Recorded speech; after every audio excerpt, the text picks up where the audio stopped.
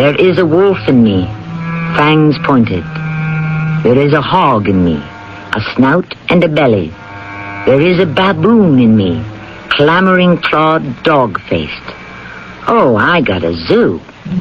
I got a menagerie inside my ribs, under my bony head, inside my valved red heart. I come from the wilderness. That's part of a song sung by Mr. Carl Sandburg. And he was only giving voice to what so many of us suspect, that there is more of the beast in us than most of us would care to admit. He knows. Who knows? Waldo. Who's Waldo? You just saw Waldo yesterday. You even spoke to him. I don't remember anybody named Waldo. Well, you'd better. He is the loose end, and if we don't take care of him, we could go to jail for life.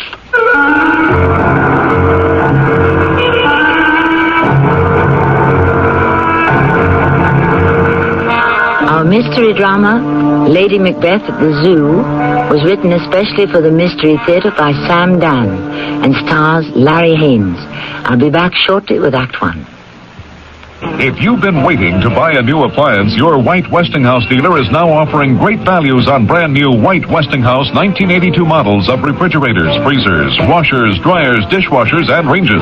And just when you need it most, White Westinghouse dealers are featuring a great spring price down event on previous year's models, floor samples, and other price down values. So buy now and clean up at the White Westinghouse Great Spring Price Down. White Westinghouse, we're making things better for you.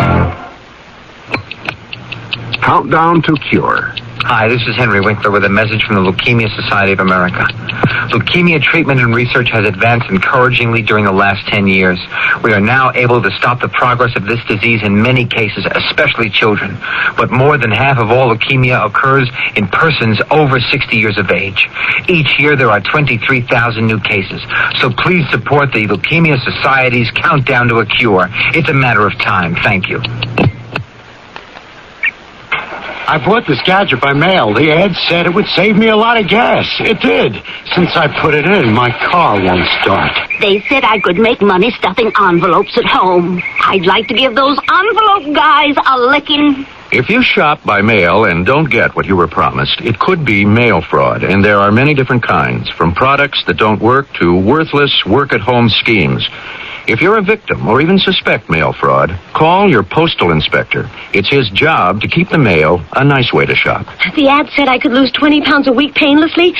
What I lost was $20, and that hurt a lot. They said there were hundreds of dollars to be made working at home. They were right. I worked at home, and they made hundreds of dollars. Remember, most of the time when you shop by mail, you do get what you were promised. But if you suspect mail fraud, call your local post office and ask for your postal inspector or postmaster.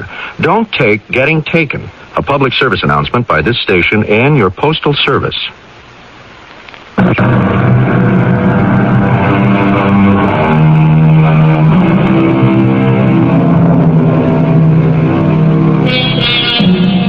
In these days of skyrocketing housing costs and stratospheric rents, you might say that a couple named Waldo and Edna have it made. They pay nothing at all for room and board. They enjoy a large, airy, one-room apartment, and they even have an outside terrace.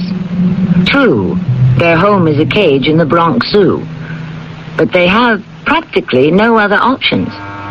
That is because Waldo and Edna are anthropoid apes. They are delightful creatures in every way, attractive, intelligent, and almost human. But it's that word, almost, that denotes the indefinable difference and spans the infinite distance between us. It is a brilliant, beautiful summer day. Waldo and Edna are relaxing in the section of their cage that is in the open air.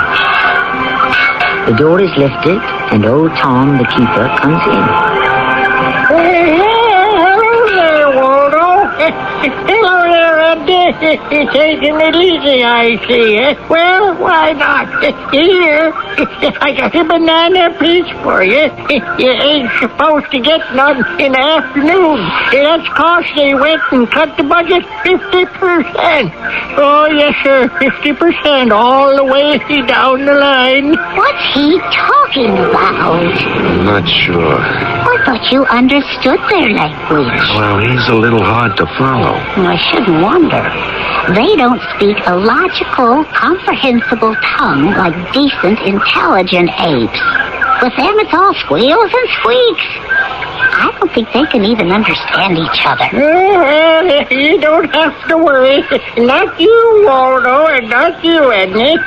I bring you these from home. Go ahead. Go ahead, take them. That's a good boy. That's a good girl. Oh, hey, there's some folks out front. Let's show them a little something, huh? Hey, watch these folks. Come on, Waldo and Edna. Dear old Tom. Kiss. What does that word kiss mean? Just put your mouth against his cheek. Oh, that again? Do I have to? We both have to, Edna. Oh, these human beings are barbarians. Now, let's get it over with. And smack your lips as you do it. Oh, what I go through for a lousy banana? Yeah, good. You see, folks, how affectionate Waldo and Edna are? Oh, Waldo and Edna, you got to understand something. We're in show business. Waldo, what's he talking about? I don't know. This is something new. Now, well, we got lots of school kids now with vacations and all, and they think apes is always jumping up and down and swinging on trapezes and such. So we got to put on a little show for him. We got to look alive in here. Oh, he lost me. Just keep smiling at him. Well, I guess what I'm trying to say is we got to have more productivity. You understand? Nod your head. I don't understand. I'm going to bring you something real nice for supper. See you later. All right, Edna. About every half hour or so, we'll jump up and down and wing it on the trapeze for a bit. Why? Because that's show business. What's show business? Well, whatever it is that makes Tom happy, and he's a nice old geezer. Listen, Waldo. Is it true that we're descended from Tom? That's the theory of, what do they call it, evolution. And who told you? You know that old orangutan? The one that likes everybody to think he's an intellectual. Well, I don't think he's got it straight. The way I heard it, we're not descended from Tom. No? No, Tom is descended from us. Well, that's no improvement. It's just going downhill. Now, wait. I don't think that's right either. It's Tom and us. We are both descended from a common ancestor. Oh. Yeah, long ago, his folks and our folks came to a fork in the road. Ours chose one route, his took another. The wrong one, obviously. Oh, come on, Waldo. Why don't we split this banana and save the other one for a snack tonight? Waldo? Waldo, what are you looking at? I'm looking at a man. Why?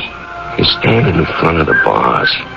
The people come here to look at us. We're not required to look at them. Yeah, I know that, but this one seems rather interesting. Well, I wouldn't give you a moldy, month-old banana skin to look at the most interesting human being that was ever born. Or are they hatched? Edna, birds are hatched. Human beings are like us. You're joking. No, it's true. But I never saw them. Well, they like privacy.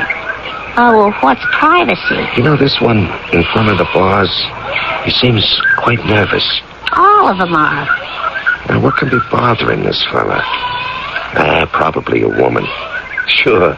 Must be the one that's coming up the path, huh? Who? The one in blue. Oh. Martha, over here. Oh, there you are. I was looking all over. I distinctly said, meet me in front of the ape cage. Well, Carl? Oh, you didn't talk to him. No, I... You did talk to him? Well, yes. And? It's no. No, huh? No, period. So? When are you going to shoot him? Martha, what are you saying? If you marry me, he will cut you off without a cent. Listen, Martha, You said no one would ever stand in the way of your happiness. Martha... If your uncle tried to break us up, you'd kill him. Didn't you say that? Well, a person says certain things that... That he doesn't mean? Martha, he's old and he's sick. Now, how much longer can he live? We'll get all that money, so, well, we wait a little while. What's a little while? A year? 5 years? 10? You have to kill him. Martha, do you realize the kind of discussion that we are having in a public place? So who's listening? A couple of gorillas? Apes, you stupid woman, apes. Why are you getting so excited, Waldo? Calm down. Edna, do you hear what these people are talking about? The fact is you want to kill him, Carl. That's what you said. Yes, but it was said in the heat of... oh, look, I didn't mean it. We never say things we don't mean, Carl. But... Now, you take these orangutans, huh? In the cage here? We're not orangutans, you silly female. We're apes. If they could understand this conversation, what would they think, huh? I'll tell you what we think. You're trying to steam him up. They think I was trying to steam you up to get you to kill your uncle. But that isn't true. Pardon me, lady. I know what I'm hearing. It's like Lady Macbeth in Shakespeare, Carl. Please, Martha, what does Lady Macbeth... Well, listen. Macbeth wants to commit those murders because Macbeth wants to be king. She isn't telling him anything he doesn't want to hear. She isn't telling him to do anything he doesn't really want to do. Martha, to kill another human being... You have to do it. Why do I have to do it? He was always crazy, and now he's getting senile. Any day he could decide to change his will, leave his money to charity. And where would that leave you? Listen, Carl, don't let her talk you into it. She wants you to commit murder. Waldo, what's it to you? It's wrong, Edna, it's wrong. Oh, mind your business. What are those chimps chattering about? We're not chimps, we're apes. Carl, you know I'm right. You have to do it. So now that it's settled, you do it tonight. Tonight? Why not? How can I kill him? Shoot him. I don't have a gun. He has a gun. But the gun is a collector's item. It's a custom-made Handley Parrish. It's a 7-shot. It fires, doesn't it? But he keeps it locked in his night table. After he goes to sleep, steals the key. What if he wakes up while I'm trying How can he wake up? He takes a sleeping pill right after dinner. And the housekeeper is off this evening. But You see, it's almost too simple. Now listen, you shoot him. You take some stuff from the house, you mess things up a little, make it look as if a burglar broke in. But suppose the police suspect me. After you shoot him, drive over to my apartment. You were with me all night, so you've got an alibi. And you also inherit $3 million. So, tell me, Carl, what's wrong with it? Think about it. That's right, Carl. You think about it. It's murder. Waldo, who's asking you to butt in? Will you be quiet, Edna? This man is actually considering committing a murder. Well, Carl? No, Carl, don't. You know you have no choice. No. What is the matter with that monkey? I'm not a monkey, I'm an ape. Look, Martha, I feel... Yeah? No, I'd better not tell you. You think I'm crazy. What is it? That baboon. I'm not a baboon. How many times do I have to tell you I'm an ape? I feel he is trying to tell me something. Who does he think you are? Tarzan? Martha, this isn't a joke. What is he trying to tell you? I don't know. Hey, you in the cage there. Eat your banana and mind your business like a good fella. The name's on the plaque. It says Waldo and Edna. Which is which? How would I know? Yeah, well, I guess this one there, the bigger one, is the male. Waldo. But you see, he's the one who's trying to tell me something. Carl, what kind of stupid conversation are we having? I don't know. I must be feeling a little... Well, look, you don't make a decision to kill your uncle every day. Carl, I am not minimizing this thing, but it has to be done. Yes. All right. Let's go. Get it over with. No, Carl, come back. Don't do it. Come back. Waldo, what is the matter with you? That man, Edna, tonight, he is going to commit a murder. Oh, who's he going to kill? You heard him, his uncle. So what? So what? Life is precious, Edna. Not among human beings. Murder is their biggest outdoor sport. It's also their second most popular indoor sport. Well, I've got to stop it. How are you going to stop it? Well, I just got to stop it. Waldo, what are you doing? Stop rattling the bars and stop jumping up and down like that. Somebody, please listen to me. Well, why should they listen? They can't understand you. Everybody, listen. It's gonna be a murder. Hey, see there, Waldo. Well, how you feeling there, old fella? You feeling good, huh? This here's Waldo, folks. Every now and then, he just starts feeling his own. Tom, listen to me. There's gonna be a murder. Hey, boy. Hey, when I told you we needed increased productivity, you really took me serious. Tom, you have to do something. Waldo, the show is over. You done good. Don't get too hot and perspired just before supper. So? What did you accomplish? Edna, I can't just sit here. I have to do something. I just have to do something.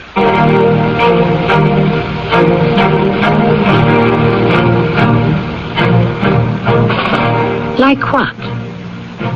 To begin with, he is confined in his cage. That's strike one against him. And although he can obviously understand it, he cannot speak our language. Strike two. And even if he could find a way somehow to communicate, who would believe him? After all, he's an ape. Strike three. And it's only the end of Act One. Maybe he can come to bat again in Act Two shortly.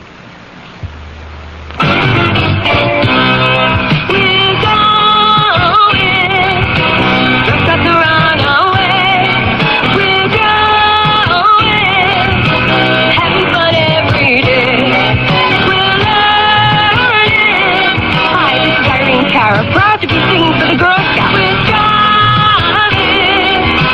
Girl Scouts are here to stay. Girl Scouts are on our way.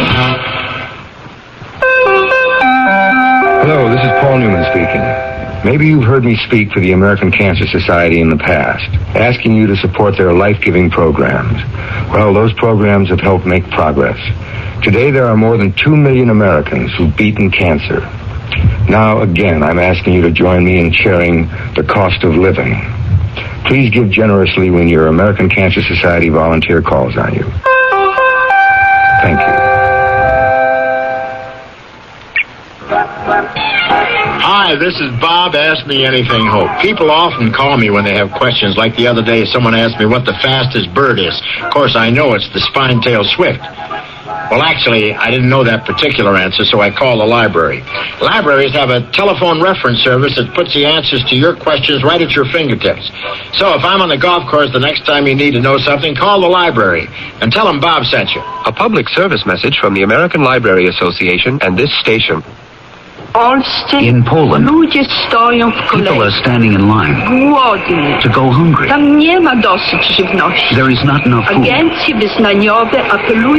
agencies of the Interfaith Hunger Appeal are getting through with food and other aid. Please, help. Give to Interfaith Hunger Appeal, P.O. Box 1000, New York 10150. You are the hope of the hungry. Please, give. A public service of Interfaith Hunger Appeal and the Advertising Council.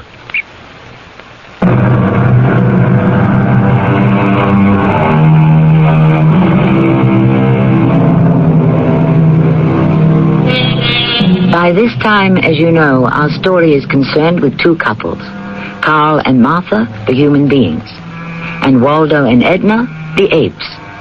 So far, it's the apes who are displaying the humanity, while it's the humans who are manifesting the bestiality. And now, as Act Two is about to unfold, the human couple is about to become as beastly as you can get.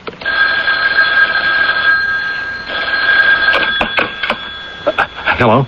Carl? Yes. Are the servants gone? Yes. Are you alone in the house with him? Yes, yeah. Martha, yes. Did he take a sleeping pill? Yes, he's dead to the world. Not quite dead enough. Not yet. Now go ahead. No. No? I thought we decided. No. I will not do it alone. I want you here. Why? I am doing it for you. You are doing it for yourself. Well, I'm doing it for both of us. I want you to be a part of it. But you don't need me. I said I won't do it alone. All right. Waldo, Yeah? why aren't you asleep? How can I sleep? Well, what's wrong? Now, you know what's wrong, Edna. No, I don't. Now you tell me. Right now, a human being is about to be murdered. Oh, that. Yeah, that. And there's nothing I can do about it. Well, why should you even want to? Edna, how can you even ask such a question? Oh, Waldo, why are you getting so upset? After all, murder is the basic foundation of their culture. Now, don't say that. When we were living in the jungle, did we have armies? Did we ever kill each other? Edna, just because they're not as highly developed as we are, just because humans are a more primitive species, doesn't mean that we shouldn't feel a responsibility to teach them how to live better. So what are you going to do, Waldo? Well, I'll find a way. I'll just have to find a way. Well, keep in touch, Waldo. Where's the key? Oh, it's in the desk drawer, Martha. Carl, what are you waiting for? Oh, Get the gun. But you... I said get it. Okay, is the gun there? Yes. All right, pick it up. Is it loaded? Yes. All right, this is the very last thing. Now walk over to the bed. Martha.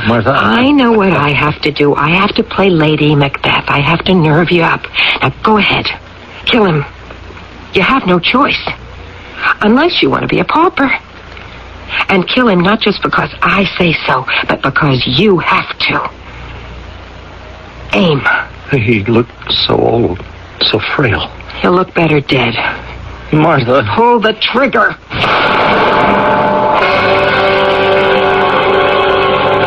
Edna. What is it, Waldo? Something woke me. Oh, well, is there any reason to wake me? Something terrible has just happened. What? I don't know. I don't. Yes, I do. I do. Murder. Whose murder? The old man, the uncle. Oh, no, Waldo. I know it. I just know it. All right, so they killed him. I've got to do something about it. We're back to that. Well, there is such a thing as justice. Justice? What's that? Well, I guess you can say it's paying the price for what you do. What kind of a price? Oh, you pay if you take somebody's life? Well, you should pay for it with your own. And how does that change matters? It doesn't. Well, then why do it? Well, then you should give up your freedom. How? Well, you should be shut up in a cell for the rest of your life. And what's a cell? Well, it's a room with stone walls and an iron door and steel bars. Oh. Well, then, wouldn't this be a cell? Yeah, I guess you could call it that. And don't we have to spend the rest of our lives here? Yeah, I suppose so. You call this punishment? We got no worries. We're fed. We're taken care of. Well, I think this is great. It beats living in the jungle, in the rain and the wet, and worrying about leopards and tigers. Yeah, but Edna, human beings are different. We've already established that. They're crazy. Now, why don't we both try to get some sleep? Have another cup of coffee, Carl. Well, all right. Don't be so nervous. Look, I can't help it, Martha. I don't commit murder every day, you know. Murder? Who committed a murder? Just put it out of your mind. And do you think the police know about it yet? Why don't we turn on the radio, find out? The news is on any minute. Martha. There is nothing to worry about. You have an alibi. But still and all, And now for the latest news bulletins on the half hour at 7:30. The latest in the wave of homicide burglaries took place last night in the home of stockbroker Webster Carroll. Mr. Carroll, aged 77 and in poor health, was murdered by a prowler. The servants had the night off, and Mr. Carroll was alone in the house. It is believed that he was shot with his own gun, an expensive Handley Parish revolver. The police are certain the motive was robbery. On the international scene... There you are, Carl. See? Some poor burglar's being blamed for your... wait. Huh? The gun. We forgot to get rid of the gun. Oh, do we have to? What are you talking about? Well, it's very valuable. It could be worth your life and mine. Well, I always wanted that gun. Where is it? Give it to me. Who's that? Oh, probably the police. The police? Oh, Mrs. Selfridge probably told them you might be with me. Oh, it's the police. You'll have to talk with them sooner or later. Now, remember, act shocked. Just a minute.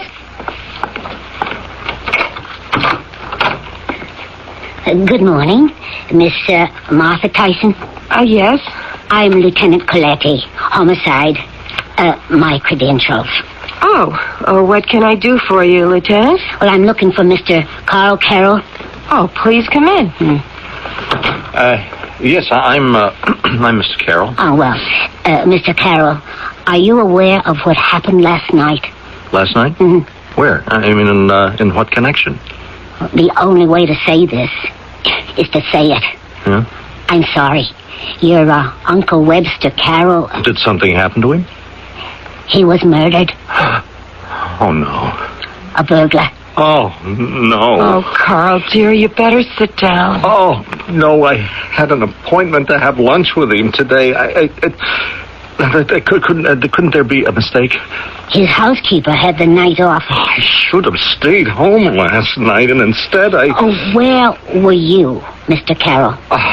I was here. Miss Tyson and I are engaged. Oh, I understand. Had I only known... Now, darling, you can't blame The me. burglar got away with his watch, his ring, his wallet. I guess he was after cash.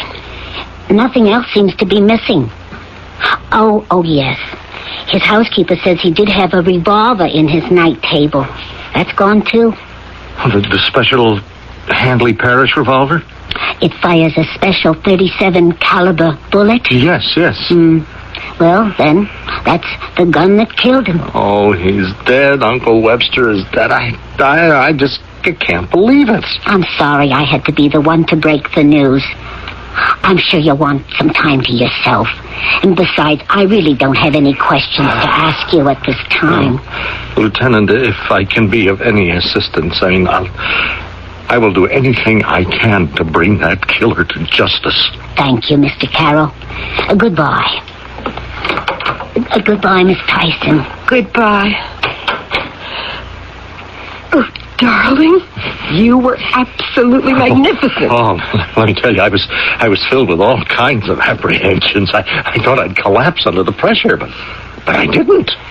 Hey, do you know something? Oh, I rather enjoyed it. Martha, we are going to get away with it. Did you ever doubt it? There's one last little detail. The gun. Don't worry about the gun. Well, just let me get rid of it. I said not to worry about it.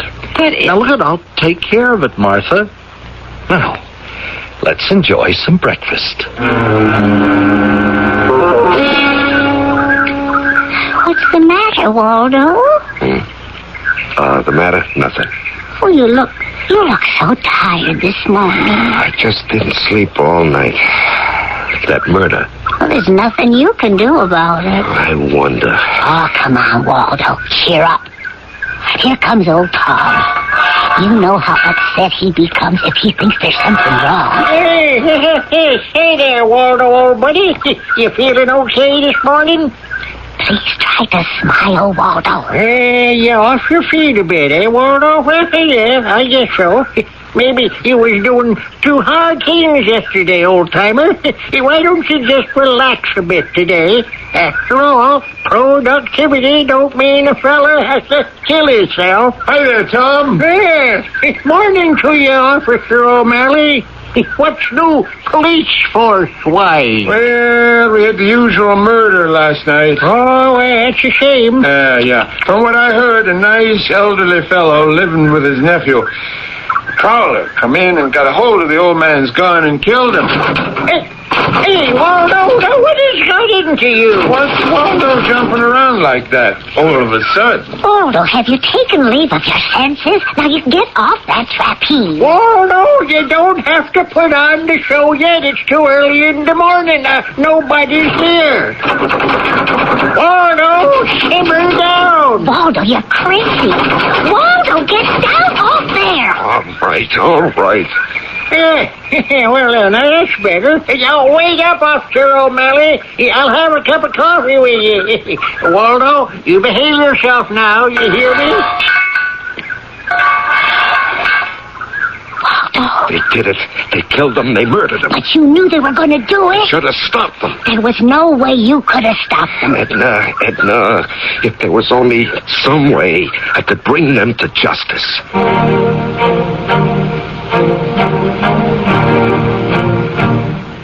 Once again, we have Waldo in an if-only situation. Poor Waldo. How the deck is stacked against him. He does have one thing going for him, and that is his determination. He may also have something else going for him. Something that can be the most powerful force on earth. Can you guess what that is? We'll have an answer in Act 3 shortly. What do doctors recommend to avoid constipation? These days, doctors stress the importance of dietary fiber to help the system regulate itself naturally. Metamucil is the laxative made from natural fiber, no chemical stimulants. That's why doctors recommend Metamucil more often than any other laxative. Try Metamucil powder or pre-measured packets of Metamucil instant mix in regular or orange flavor and save 50 cents. Look for the coupon in June's Reader's Digest. Read label and follow directions. Weekdays, from the creators of The Young and the Restless, it's Capital, Desire and Passion set behind the marble curtain of power in Washington, D.C. Then follow the lives of people searching for their place in the sun on Guiding Light. And stay tuned for glamour and laughs as Bert Convy brings you celebrity couples and their hilarious secrets on Tattletales. You never know what Tattletales will tell. That's Capital, Guiding Light, and Tattletales. Weekdays on CBS Television. Check your local listings for the time. Hi, I'm Landon Saunders. This is Heartbeat. Are you depressed? Is it hard to get out of bed in the morning? Do you look forward to, well, nothing?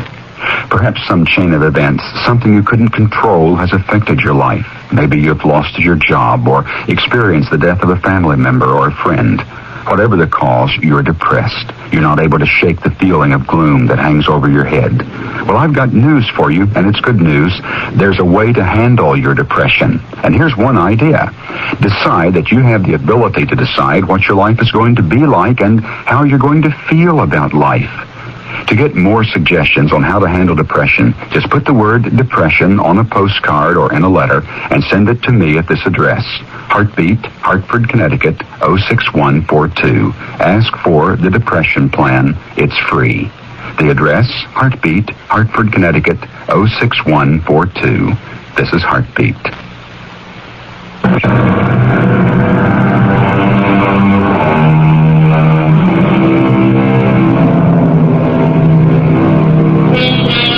We are given to understand, more or less, in classic literature, that you cannot get away with murder. However, we do seem to have an exception in the person of a Mr. Carl Carroll. He knows he's a murderer, but he's not going to tell anyone. His fiancée, Martha Tyson, knows he's a murderer, but she has no intention of telling anyone either. An anthropoid ape named Waldo also knows that Carl is a murderer. And Waldo would dearly love to tell everybody. But how can he go about it? Hello. Carl, are you all right? Yes, Martha, I'm fine. Oh, good. I called you this morning because I remembered we have a loose end. The gun. Don't worry about it. But it's important. Look, everything is fine. Yeah, isn't it? The case has practically disappeared from the media. The police have gone on to other things. We're obviously in the clear. Yes. Oh, What is it? No, nothing. Carl, is something wrong? Well, there may be another loose end. What? No, just forget about it, huh? No, Carl, tell me. I said forget about it.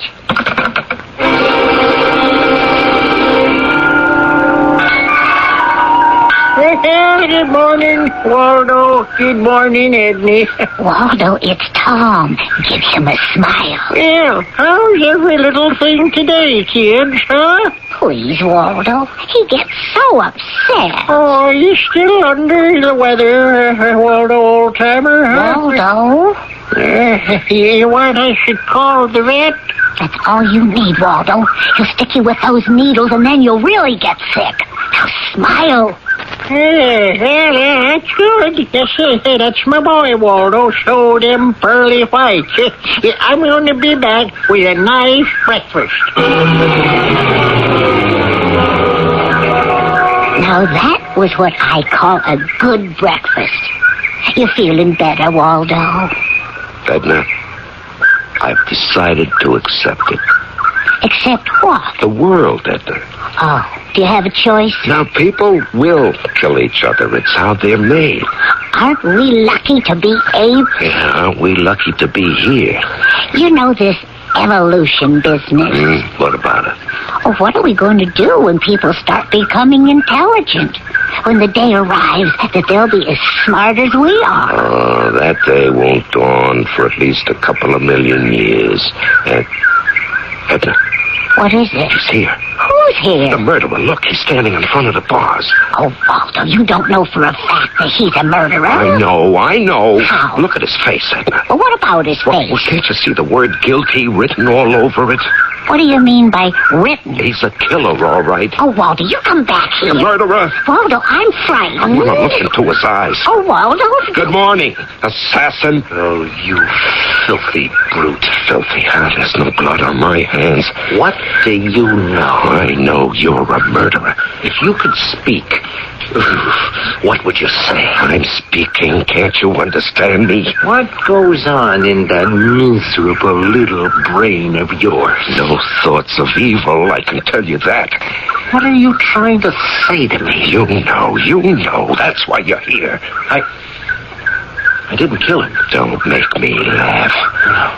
No, don't do that. Don't point your finger at me. Murderer, killer, assassin. Why are you pointing your finger at me? Why? Carl? Why? Carl? He is pointing his finger at me, Martha. Look, why? Carl, what is the matter with you? Martha, what are you doing here? What are you doing here? I didn't like the way you sounded on the phone, so I drove over to the house. Just as I got there, you were coming out of the driveway, so I followed you. Martha, he knows I am a murderer. Carl, shut up. Everybody in the zoo will know it. Now just calm down. Who knows what? The ape. Now he knows I killed Uncle Webster. Carl, how can he know? He knows, that's all he knows. We were here when we talked about it. Now, do you remember? He heard every word we said. Oh, all right. And don't tell me that I'm crazy. No, I won't do that. He knows. And there's absolutely no question about it. Okay, so he knows. Carl, please, look at him. He's jumping up and down. That's all he can do. Jump up and down, swing on that trapeze, and give off all kinds of crazy grunts. He wants to kill everybody. How? Carl, please, come on, let's get out of here. But he knows. Carl, let's have some breakfast, huh? You'll feel better. And besides, we have to make plans for the wedding, don't we? I mean, after all, that's why we got into this thing, isn't it? Yes, I suppose so. Come on. Get married, produce children who grow up to be killers just like you, start a whole new race of murderers. All right, Waldo, that's enough. Hey, Waldo, no, hey, Waldo. As I swear, I never seen you so spry. Now, everybody's talking about you. And you know what they're saying, huh? Our department's showing the best productivity in the whole zoo. Now, Carl, About that stupid ape. He is not stupid, Martha. Now, you look into his eyes and you can see. He knows. Carl, I want to talk to you seriously. He doesn't know. But I look into his eyes You're and he's... not looking into his eyes. I tell you You that... are looking into your own soul. Oh, Martha. All right. You committed murder. We committed murder. And that act, it went against everything you'd been raised to believe in. Then why did you make me do it? Because underneath all the veneer of morality and civilization, almost every man is a potential Macbeth. He'll kill if it means realizing his ambition. All he needs is a lady Macbeth to give him courage. And that's what I gave you, Carl. The nerve. That was my contribution. The killing was all yours. He knows that ape knows. It's your conscience, Carl. Your guilty conscience. It'll bother you for a while. It has to. But in time, it'll go away. Oh, no, it'll never go away. It has to. The thing can't be undone. So, you learn to live with it. And then forget it. How can I forget it?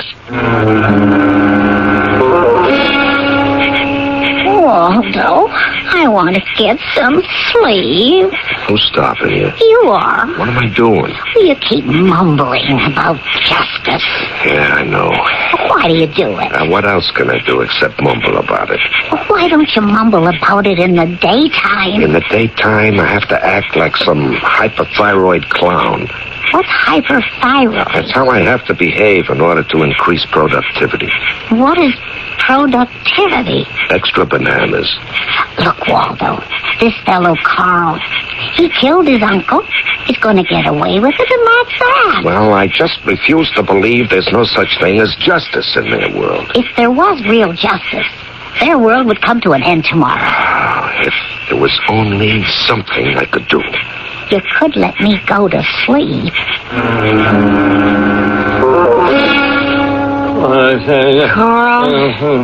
Carl.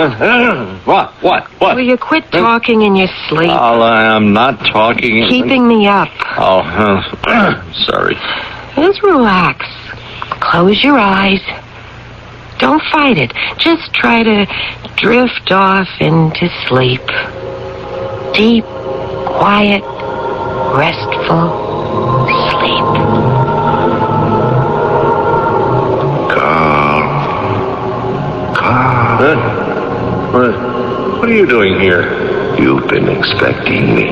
Hey, how did you get out of your cage? Is that important? What do you want? You know what I want. No. Yes, you do. Go to the police. To that nice Lieutenant Coletti.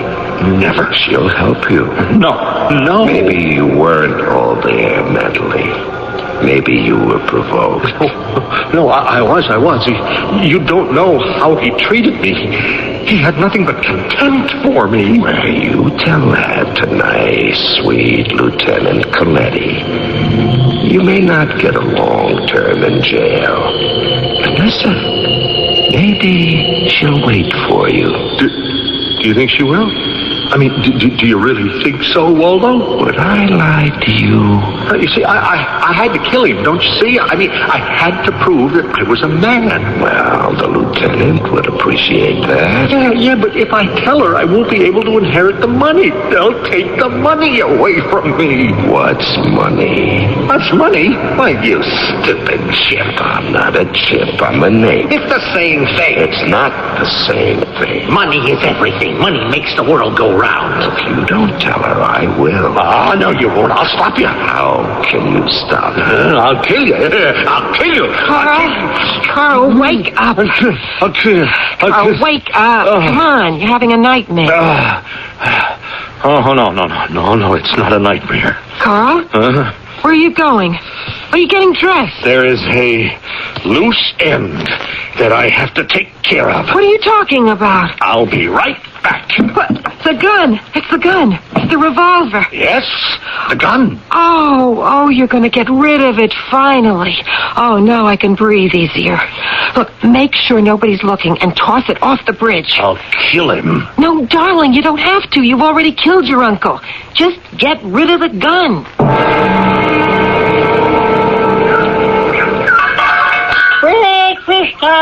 Breakfast time, come in and get it. Yes, sir. Look at all these fresh fruits and vegetables. I tell you, productivity sure gets rewarded around here. Eat hearty, kids. Whatever this productivity is, Waldo, let's keep it up. Yeah, I suppose so, Edna. I suppose so. Enjoy your breakfast. Yeah. Edna, look.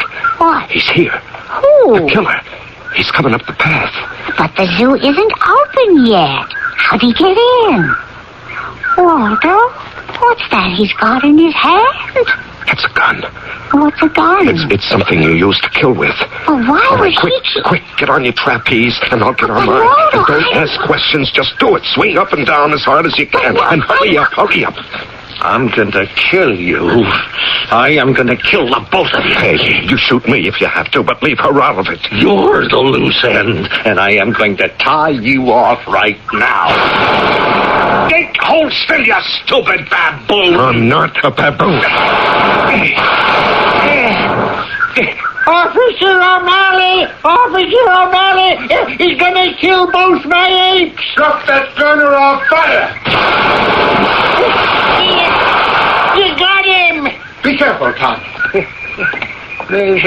Is he dead? He's breathing. As far as I can see, the bullet just grazed his forehead. He must have passed out. Let's see. Look at him. Look at Waldo and Edna. See how they're swinging and jumping and flying back and forth? That's how they save themselves. Oh, who says apes ain't smart? Hey, Tom, here's something. What? This gun, this revolver of his. We've been told to keep an eye out for it. It's a valuable, custom-made Handley Parrish. You don't come across one like it every day. It was used in a murder. Yeah, what murder? Some rich old guy was killed by a burglar.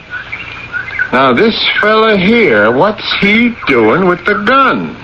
He's going to have some tall explaining to do. Well, I certainly would say so. I told you, Edna, there is such a thing as justice. Oh, please, Waldo, calm down. Justice, and I made it happen. Now, Waldo, sport, calm down. It's over, it's all over. Justice. Hey, Waldo, save that swinging and flying for the crowd. You're sure going to earn those bananas today, Waldo. Productivity, Edna. Productivity and justice. The names of the game.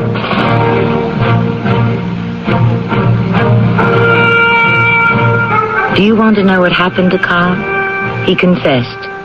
He tried to implicate Martha, but she turned those large, limpid, luminous baby blues at the jury and tearfully swore all this was news to her. So much for true love. I shall return shortly. Excuse me, I own that shoe store across the street. Want to buy it? Well, I'll be honest. I have great shoes, but no customers, so I'm ready to sell the whole thing at any price you name it. $12. Sold. Ooh. Well, now that you own a shoe store, what'll you do with it? Well, advertise. I tried. A lot of newspaper ads, then TV and magazines. I'll probably go radio. Radio? Yeah, according to the latest studies, everyday radio reaches more people than newspaper, TV, or magazine. How did you know? What's more, radio targets customers. I'll match up the right stations for my dressier lines and different stations for young casual. Since radio costs a lot less than newspapers or TV, I'll get good efficiency. Listen, I'd like to buy my store back from you. Well, at a fair profit. Okay. How much do you $156,000. That's a pretty fair profit. Take it or leave it. I'll take it. Radio. It costs less, targets your best customers, and it sells. Radio. Red hot because it works. For more facts on radio, call this station of the Radio Advertising Bureau. They brought you this message.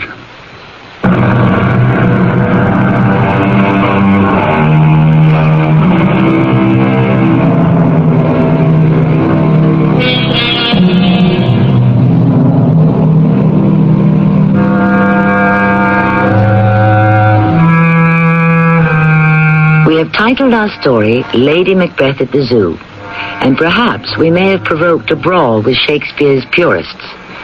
Well, why not? Shakespeare himself flourished in an age noted for brawling, controversy, and violence. We raise the point. Can a person be convinced to do something which is foreign to his or her basic instincts? We raise it and leave it for your consideration. Our cast included Larry Haynes, Terry Keane, Evelyn Juster, and Earl Hammond. The entire production was under the direction of Hyman Brown. And now a preview of our next tale. I am going to kill him. I hope you're joking. I am quite serious. I don't believe you. If you had any such intentions, you wouldn't tell anyone. Well, you're quite mistaken. Harrison, you are my attorney. What I'm now telling you is protected by client-lawyer privilege. And what's more, if my act should be discovered, you will defend me. Well, it makes me very sad to see you like this. You are embarking on a course that could only lead to tragedy. And what course do you think I'm on now? If I let things go on as they are, I shall lose a woman. Is that true? The girl is only 18. And I am 50. But at least I want a chance to win her. If I must kill to do it, I shall. Radio Mystery Theater was sponsored in part by White Westinghouse Appliance Company.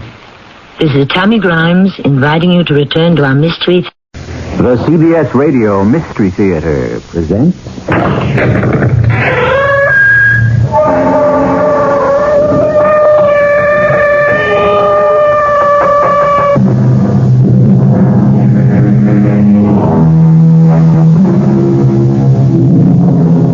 Come in. Welcome. I'm E.G. Marshall, your guide through the macabre maze of the occult. Love, hatred, and revenge are accepted by us as part of our daily lives. But those who claim to know the spirit world assure us that these emotions don't necessarily die with the death of a mortal, but are sometimes carried over into the hereafter. Our tale deals with love, hatred, and a revenge that reached from beyond the grave and made a mockery of the marriage vow till death do us part. Honestly, Jack, do you think Vinny will come along with us on our honeymoon, too? Now, Anne, don't talk like a fool. Vinny is dead. Forget him. He won't let us. Your dear, dead twin brother just won't let us alone, and it doesn't seem to bother you any more than it did when he was alive and tagged along on all our dates. Jack, I can't live with a ghost. All right, Anne. What do you want me to do? Kill him? You know as well as I that Vinny's already dead. Just make him stay that way, Jack. Just make Vinny stay dead.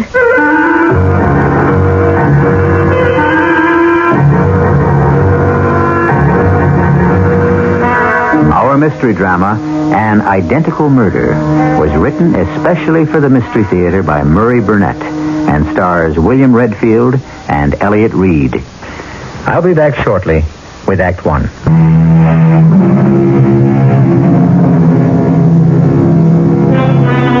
That thin line between love and hate has been walked by tellers of tales ever since tales have been told.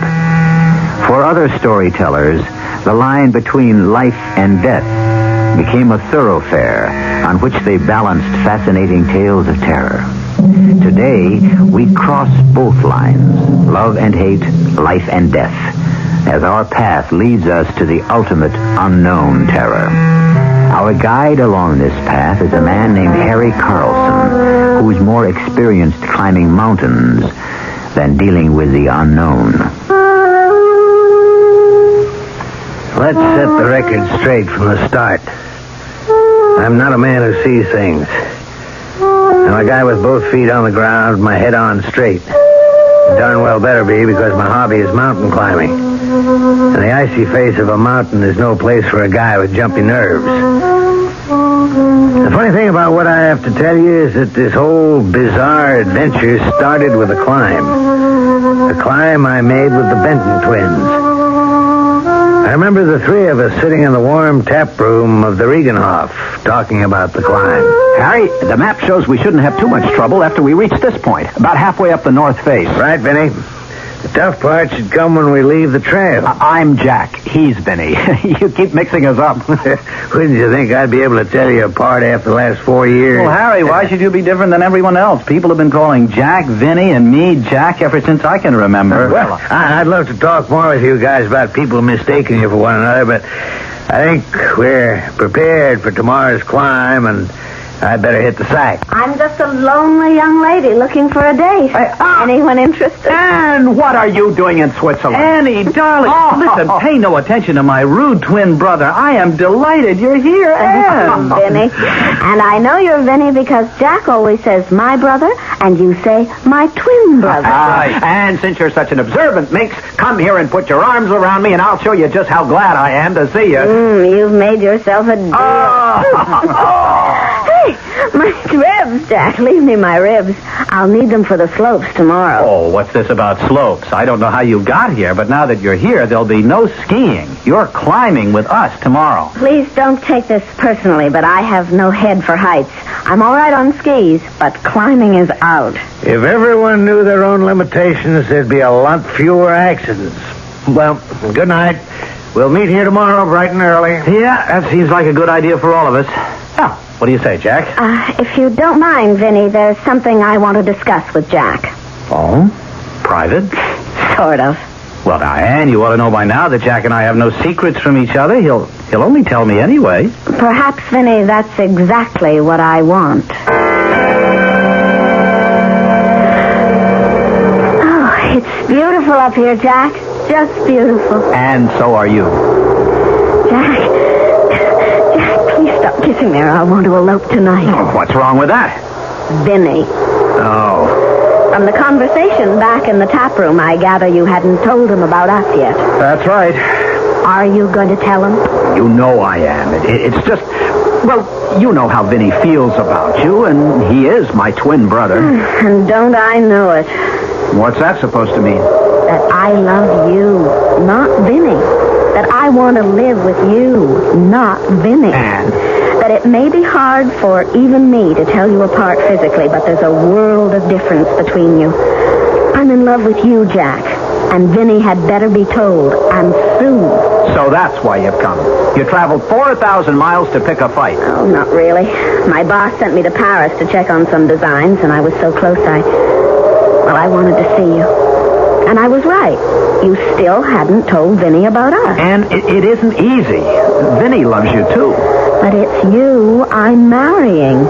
You really don't understand how close Vinny and I are. It's something... Well, being twins... I can't explain it. That's been the story of our entire courtship. Wherever we went, there went Vinny also. Sometimes I felt as if I was getting engaged to two men. You never told me you felt this way. I've been thinking this way for a long time, and I'm desperate. An ultimatum? No. I'm too much in love with you, Jack, to give you ultimatums. All I want to know is, am I engaged to two men? If I am, tell me, and I'll see whether I want to be. But tell me, or tell him. Vinny, I have something to tell you. Oh. It's about Anne, isn't it? I should have guessed you'd know. Mm-hmm. We've always been able to read each other's thoughts. So, aren't you going to congratulate me? Well, you've just lost me. I knew it was about Anne, but where do the, congratulations come in? Anne and I are going to be married. You dirty double-crossed! Vinny, what do you do?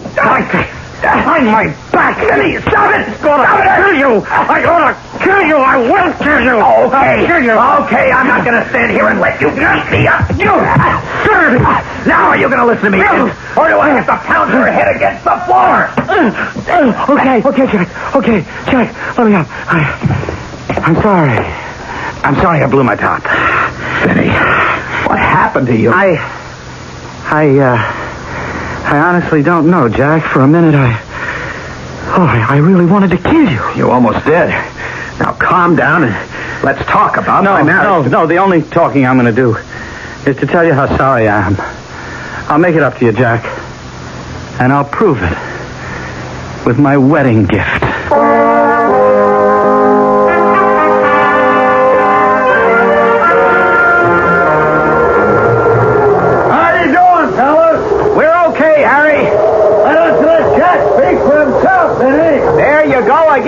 Harry. I am Jack. And I'm Vinny. And I'm doing okay, too. How far are we from the summit?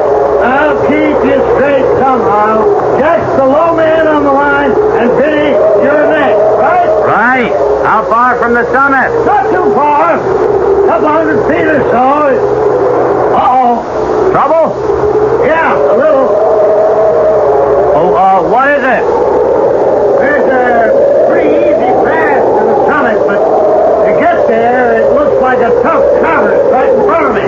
How tough? I don't know. But I don't want to get you guys started on it until I do a little more exploring. Well, how long do you think it'll take? Oh, not too long. I don't want to untie my rope. You guys be all right? We'll be fine. Hey, the wind seems to be getting stronger. Yeah, it is.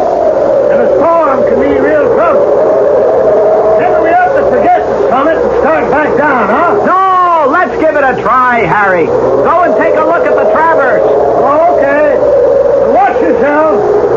Vinny, you hang on to my rope. All right. I'll tie on again when I return. Hey, that wind's really rising. You okay, Jack? Fine, Ben. How about you? Well, I'd like it better if we were a little closer together. Can you come up a few steps? Why not? Hang on to the rope. Right. Hey, Ben, don't let the rope go slack. I'm having trouble. I'm slipping. What's that? I can't hear you. Ben, I can't get a foothold. I'm slipping. The rope, Vinny.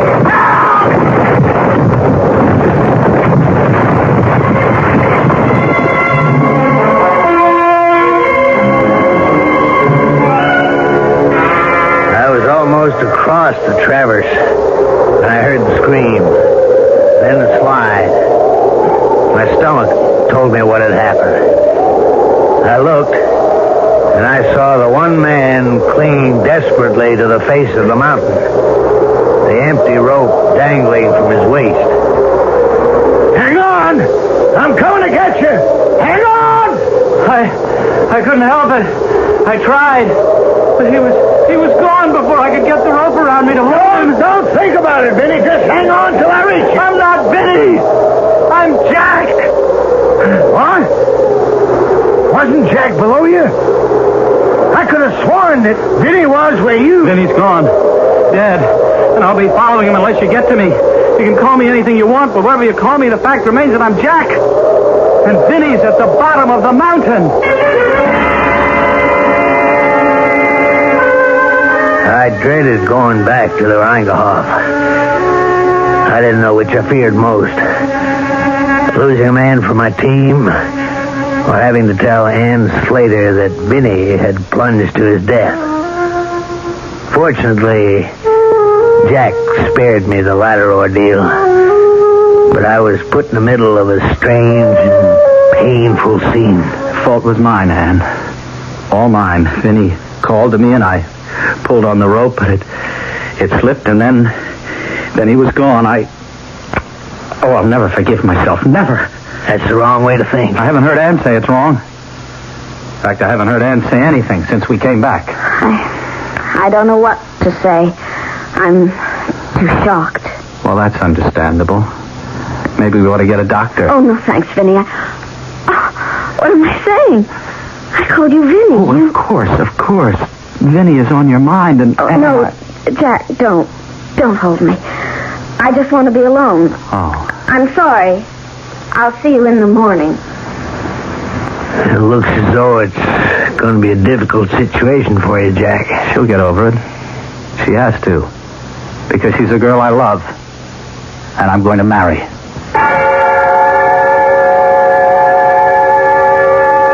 A few months passed. I expected to read the announcement of the wedding between Jack Benton and Ann Slater, but all I heard was that they were seen around town together and no date had been set. Until one day at my office, I looked up and Ann Slater stood there. Only she wasn't the vivacious, laughing girl I remembered, but a frightened, confused woman on the razor edge of a breakdown. I'm sorry, Harry. Really sorry. I shouldn't have come, but I Oh, you don't think I'm crazy, do you? No, Ann, sit down. Let me get your drink. You were there. You're the only one I could think of who might be able to help. Brandy, coffee. He's dead, isn't he? You were there. Now, Ann, try to get hold of yourself. What is it? That's what Jack keeps telling me. He says it's all in my mind, but I know it isn't. It isn't! And why don't you start somewhere and explain so that I can understand? It's Jack and Vinny. Vinny? You know how close Jack and Vinny were, but what you couldn't know was that all the time Jack and I were dating, Vinny was along. What does that have to do with Vinny? Heaven help me, but I think we still are. I think we still are a threesome.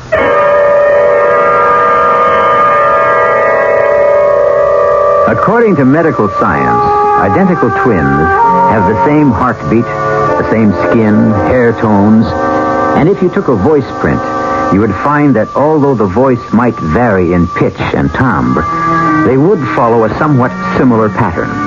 The question is, would a woman be able to tell the difference between identical twins if she loved one of them?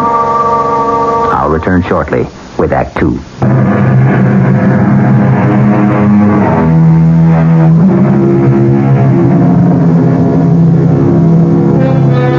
Two's company and three's a crowd. But I'm puzzled about which kind of a third party on a date is more disturbing. A dull and insensitive bore who refuses to take any hints about leaving, or an unseen but definitely felt presence. In other words, a ghost. Ann Slater is trying to explain how she feels about this ghostly third party as we continue with our strange tale. I feel so disloyal. You must remember I'm the one who's supposed to help Jack forget about his brother's unfortunate accident. And it seems I just keep reminding him of it instead. Man, you still haven't made it clear to me just why. Wherever we go, Vinny is with us. Well, it's not possible. Vinny's dead. I know that, but just listen. Last night, we went to the pump room for dinner. Good evening, monsieur, madame. I have your table over here. As you see, monsieur, it's set for 4, but I'll have the busboy remove 2 place settings, and you will have more room. Oh, thank you, Captain. I appreciate that. And, monsieur, may I recommend our special salad? They are all on the table up front. You may serve yourself. Thank you. Merci. And then the strangest thing happened. Jack and I sat at the table, and you must believe me, we saw the busboy clear away the other 2 place settings. We went to the salad table. And when we came back, there was a 3rd setting. Well, that's easily accounted for. Maybe another busboy started to set up the table for 4. Yes? Then tell me how you account for the fact that the 3rd place had a salad plate heaped with Caesar salad. Caesar salad? I remember, that's Vinny's favorite. Well, maybe Jack... We were together at the salad table every minute, and we came back together. What did Jack say? What he always says when this happens. Forget it. Then he isn't as concerned about this as you are. That's another thing that's bothering me. He's concerned. I know he's concerned, but he won't admit it. Do you think he's trying to act as if everything were normal so as not to upset me? Well, now, don't you think that's a strong possibility? But there are other possibilities. I don't know what you mean. I hope you will when I tell you what happened a week ago at an amusement park. Oh, look, Jack. Cotton candy. I haven't had cotton candy in years. Well, then you'll have a big, giant portion. Uh-oh, no. It's too fattening. Just a small one will be fine. No, you'll see. Here you are, darling. Oh, thank you, Jack. Oh, I wish I could make your eyes sparkle and your lips smile that way when I'm not bringing you cotton candy. Delicious, but sticky. Anne? Did you hear what I said? Anne? I'm sorry. Oh, what's wrong? Why can't I make you happy the way I used to? It's my fault. I'm all mixed up. About us? About us and Vinny. And... Look, Vinny's dead. We just have to forget him. He won't let us. He just won't, and you don't seem to understand. Sometimes I think your voice sounds just like Vinny's. But maybe I've mistaken you for... Oh, forgive me, Jack. I just don't know what I'm saying. It's all right. Now, look, I've known a lot of girls. You know that. But you're the one I want to marry, not just for your looks, but for your wonderful sweetness and sensitivity. I know how you must have felt about Vinny always tagging along. It was only natural that when you heard he died, at first you... Well, I suppose you were glad. No. Be honest with yourself. Only at first. You were glad that he was out of the way. And because you're feeling guilty about it, you're letting that feeling lead you into imagining all sorts of ridiculous things. You think that could be the explanation? Oh, darling, I'm sure of it. Now, look, let's just forget all about Vinny and enjoy ourselves. Which do you want to try? The slide or the shoot? Your choice, Jack. You wait right here. I'll get the ticket. But, Jack, I want to... Jack, come back a minute. No, I won't listen. I heard Sweet Sue, just as if Jack were right beside me. But how could that be if he was off buying tickets? I heard it. All right, Anne. All right. Now, you thought you heard it. Oh, no one believes me. I'm not sure what it is you want me to believe, Anne. You were also there when it happened, on the mountain. You would know definitely which one of them fell. Well, I heard the shouts, but I didn't actually see. There's one way we could be sure. One way there'd be no doubt at all. How? Fingerprints. If the body could be recovered. No chance. Not at least until the spring thaws. But, Anne, that still wouldn't explain the strange happenings. Maybe not.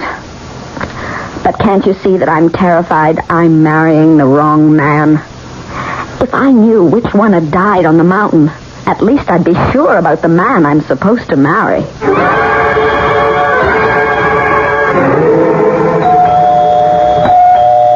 I'm coming. Jack! Hi. Didn't you get my note? Oh, you bet I did.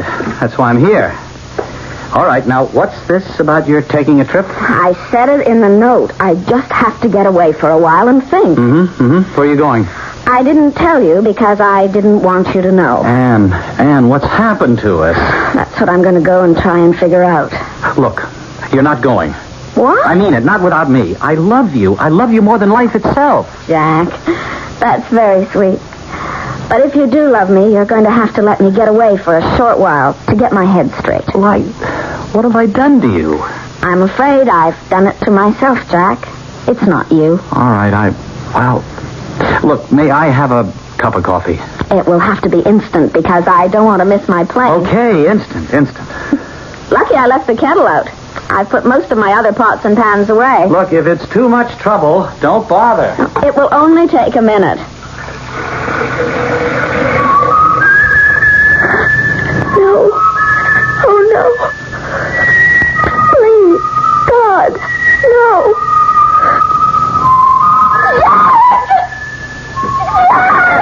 Anne, what is it? What's the matter? You've been sitting in that chair all the time, haven't you? Yes, of course. I mean, you didn't come into the kitchen, did you? Oh, darling, I told you I've been here. Now, Anne, what is it? What happened? Nothing. I just got frightened. Oh, darling, come on, tell me. I thought I heard you whistling Sweet Sue. You thought Sweet... Well, why should that get you so upset? As a matter of fact, I was.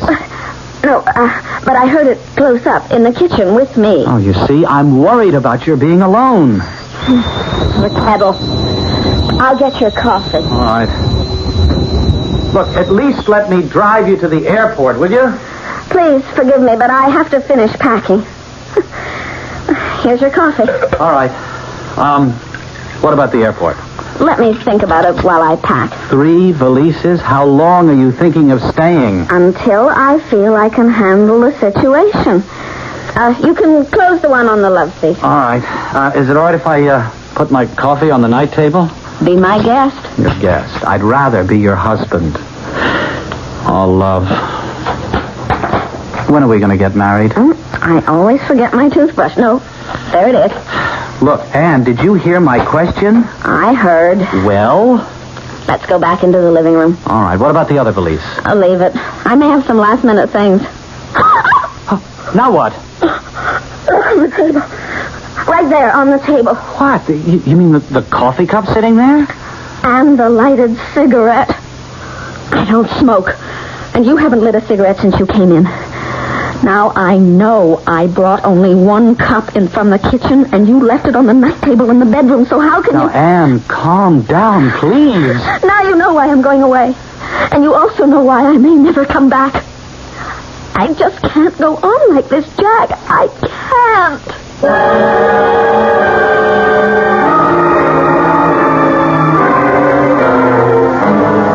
Harry, you know where she went, and you're going to tell me. I have no idea where Ann is. I tell you, I've got to find her. Now, Jack, I'm not much on giving advice, but Ann's a big girl. I imagine if she wanted you to know where she was, she'd let you know.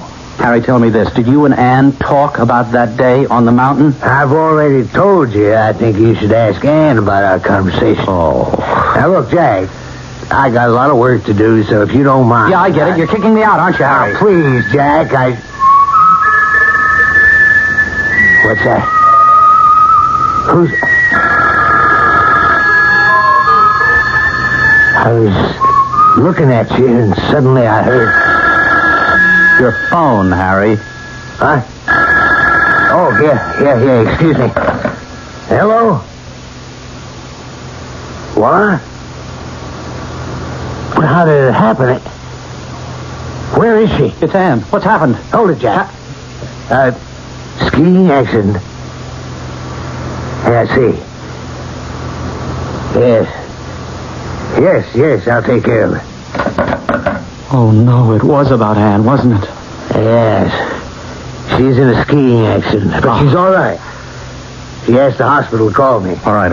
What hospital? Where? Jack, she called me.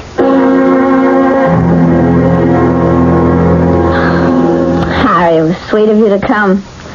They tell me I should be out in a few days. Well, what happened?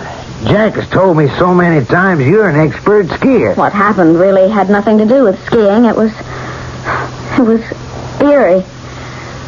I was all alone at the top of the run. It was a beautiful day. And I was just about ready to push off when I heard... I looked around, but I was alone, and then I heard someone whistling. I panicked. I dug my poles in and took off. But the sounds followed me. I knew I was going too fast, but I just wanted to get away from the sound. I wanted to go faster than all those awful sounds. But I couldn't. And then, well, I never even saw the tree I hit. And I have something to tell you. When that call came from the hospital, Jack was with me in my office. He knows about your accident. Oh, well, I don't suppose I could have kept it a secret. Ann, are you all right? I got here as fast as I could. I should never have let you go alone. Hello, Harry. Ann, please. Are you all right? Jack, I will be in a few days. Oh. The doctor says it isn't serious, just a mild concussion. But, Jack, you shouldn't have come. Oh, that's where you're wrong. Not only am I here, but I'm going to stay until you get well, and then we're going to get married immediately. Jack, don't you understand that the reason I went away was because I wasn't sure about... Well, I'm sure. Darling, I'm sure you need me, and from now on you'll be with me, and I'll be here to solve all your problems.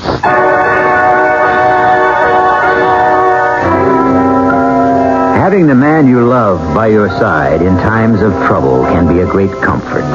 But it also can be greatly disturbing if you're not sure whether the man by your side isn't the wrong man, the wrong twin, and perhaps even a murderer. We'll be back shortly with a resolution of our Ann's dilemma.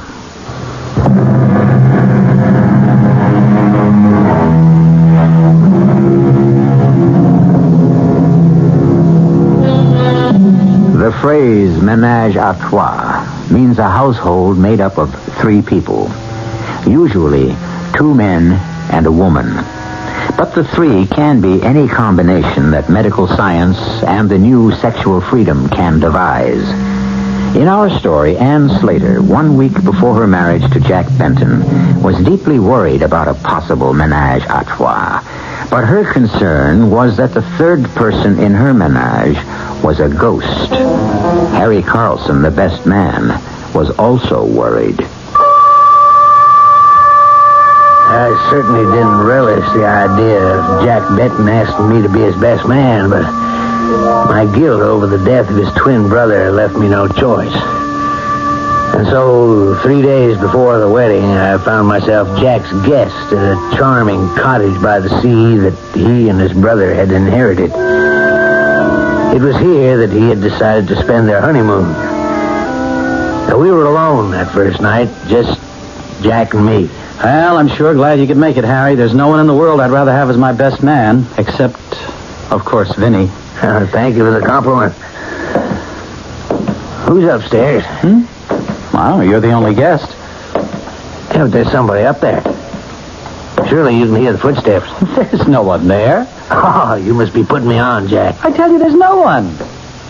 Now, don't tell me you don't hear those steps. Must be someone making them. Well, okay, if you want, you can look for yourself. That's exactly what I'm going to do.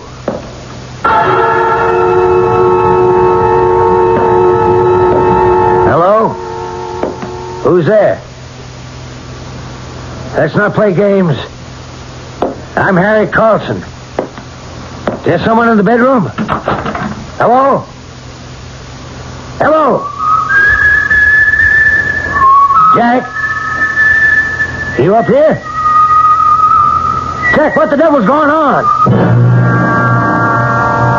The next day, when Ann called and asked to see me privately, I knew what it was about. And I dreaded the meeting. But there was no way out. I met her as she asked at a little restaurant overlooking the sea. We can't look at the ocean, but this table's far enough away from everyone so that we'll have some privacy. How are you, Ann? You look completely recovered. Physically, I'm just fine, but mentally, Harry, I just have to find out if I'm going crazy or... You spend a night with Jack in the beach house, and I want to know if... If I heard anything strange. Yes. Whenever I'm with Jack, I don't know how exactly to describe it. There's always a feeling of another person, a presence, someone else there. Did you feel that too? You're not crazy, Ann. Oh, thank heaven. You felt it too. Harry, I think you saved me. From what, Ann? Sometimes I'm absolutely sure that the man I'm going to marry isn't Jack, but Vinny. Now I know what I have to do. I'm going to call the wedding off. I thought it was supposed to be bad luck if the bridegroom saw the bride before the wedding. I think it's only on the same day or something like that. And alone here in your room at the motel, what will people say? What will people say when they hear that there's not going to be a wedding? You know, I've always loved your sense of humor, until now. I'm not joking. No, you're not. I don't mean I won't marry you. I will just as soon as you level with me. Don't you see I can't go into a marriage with a man who just laughs off something that's terribly important to me? Anne, please, I'm not doing that. I simply don't know what you're talking about. When you do, maybe we can go ahead. Okay, all right. I have been lying to you. Oh, Jack. But why? Why did you lie? Because, darling, I didn't want to worry you. I thought Vinny would go away. Then it is. Vinny, or his ghost. You wanted the truth, didn't you? Yes. Then you're going to have to be able to face it. You knew, of course, that Vinny was in love with you. I knew. I mean, I won't pretend that I can explain it, but we were identical twins. You must remember how sometimes we didn't even have to talk because we knew what each of us was thinking. I remember. Sometimes it drove me crazy. Well, somehow, now, I don't know how.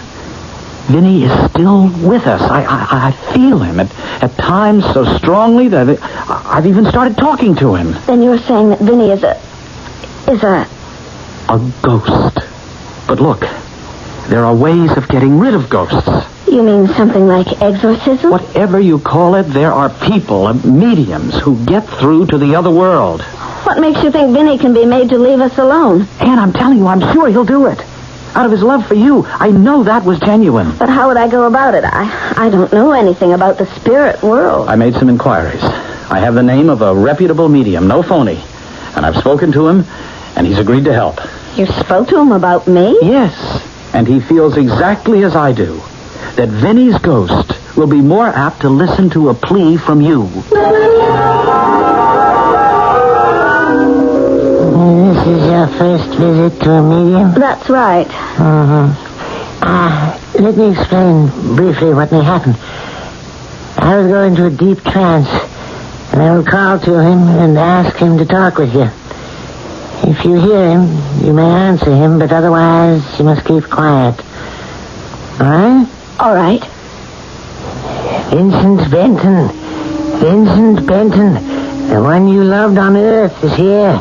You know her, Vincent Benton, the girl named Anne Slater. She wants to talk with you. Are you there? He's here. Vincent Benton, listen. I speak for Anne Slater and your brother Jack. Stop that! You have no reason for anger. Listen to us. Your actions are making Anne Slater and your twin brother Jack very unhappy. You must realize that you will only have peace when you give them peace. You must understand that your peace and their happiness lies in their marriage. Stop! Let go of me! You're hurting me! Let go! I must get back to the sphere where I belong. Let me go! I'm not one of you! Are you all right? What happened? I'm sorry. I cannot help you. I don't believe anyone can. We contacted a very evil spirit. And it's best that you leave immediately.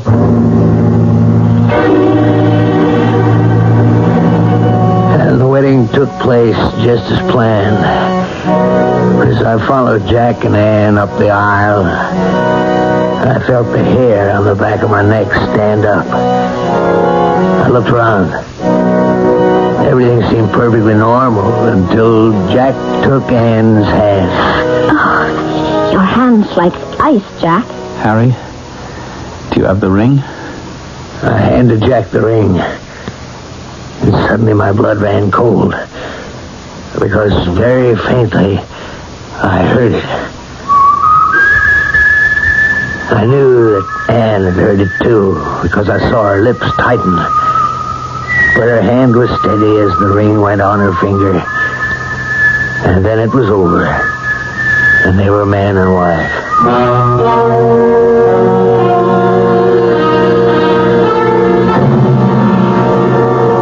At the reception after the ceremony, I was only counting the minutes until the last guest left, and I could also decently leave.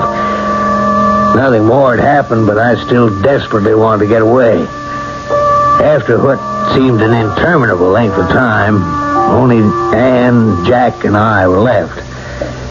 I took Anne aside to offer my good wishes. Thank you, Harry. Thank you. I owe you a lot. Oh, you don't owe me a thing. It's just... you sure everything's going to be all right? You heard the whistling at the ceremony, too. Don't worry. Jack and I have made up our minds. We'll be fine. Yes. Yes, I'm sure you will be. I'll just go back to the cottage, pack my bag, and clear out. This is going to sound silly, but Jack and I decided we wanted to be in the cottage alone for the next few hours. Of course, I understand. What time should I drop by? Half an hour or so. Jack and I are walking back along the beach.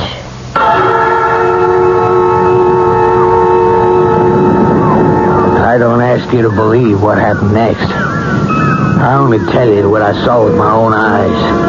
As I stood on the steps of the church and watched them walk on the wooden planks that had been laid along the beach to form a crude boardwalk. backs were to me, and Jack's arm was around Ann's waist, when suddenly, I'll swear, there were two arms around her waist, and one of them was encased in ice. Why is it suddenly so cold? I think the wind has come up. I don't feel any wind, but Jack, I'm freezing. Let's walk faster. Darling, I can't. Look, you run on ahead and light a fire, will you? I'll be along in a minute. Don't be long. I won't. Jack, please let me go. I really tried. I tried to throw you the rope. Look, believe me. You know Anne would never have married me. I had to take your place. It was better for Anne.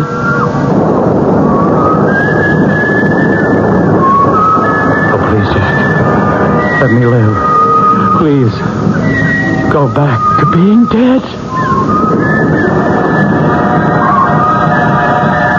And as I watched, the arm encased in ice grew to a whole man, who with his icy arm walked around the bridegroom's shoulders, led him inexorably off the planks and across the sand and into the sea, where they both disappeared from view.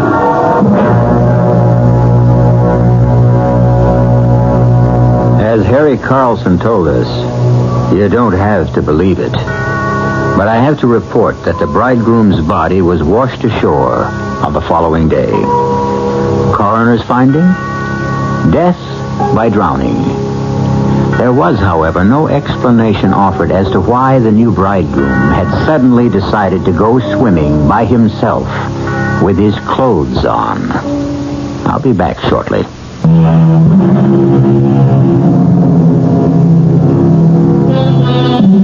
Castor and Pollux, the heavenly twins fixed and immutable in the sky, made a bargain with Zeus. When one died before the other, they were to be together always. Only they were to spend 6 months in heaven and 6 months in hell. I like to think that the Benton twins made the same deal to be together. But what troubles me is which twin belonged in heaven and which in hell. Our cast included Elliot Reed, William Redfield, Roberta Maxwell, and Robert Dryden. The entire production was under the direction of Hyman Brown. And now, a preview of our next tale. It was a long wait. The pendulum swings in its gentle arc. I can feel her presence coming closer, closer. Feel myself floating back into that special world of peace and beauty. Her back is turned to me as I call, and she turns. But it is no longer Wanda's face I see. It's the face of the slovenly, mocking little witch I have taken into my house. Bad enough she invades my waking life. I will not let her spoil what few dreams I have left. Old instincts explode, and I reach towards her, ready to strangle her for daring to try to take Wanda's place. Radio Mystery Theater was sponsored in part by Buick Motor Division and Uncle Ben's Long Grain and Wild Rice. This is E.G. Marshall inviting you to return to our Mystery Theater for another adventure in the macabre. Until next time, pleasant dreams.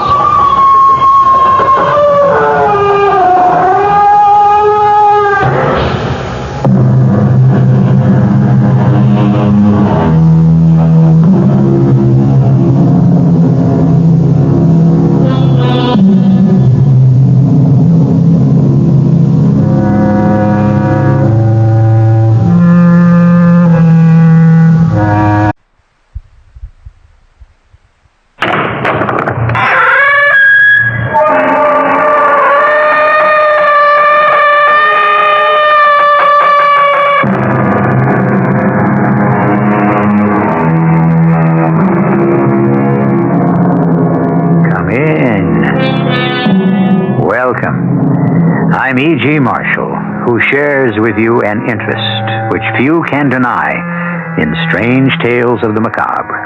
Stories that arise from suppressed motives and odd personal experiences. You've heard, no doubt, of ESP, extrasensory perception. Do you believe that such a gift exists? The power to perceive the thoughts of another? Believe me, it does. In some persons, it has been developed to a high degree, and there is scientific evidence to prove such a contention. Our mystery drama, The Doctor's Evidence, was written especially for Mystery Theater by Roy Windsor and stars Francis Sternhagen and Tony Roberts. It is sponsored in part by the Greyhound Ameripass and True Value Hardware Stores. I'll be back shortly with Act One. The standard engine is a V8. Standard tires, steel-belted radials. There are front and rear stabilizer bars, special springs and shock valving, fast ratio power steering, and a rally steering wheel. What makes all this interesting is that it belongs to a full-size 6-passenger Buick, the 1977 LeSabre Sport Coupe. You'll have to drive it to believe it.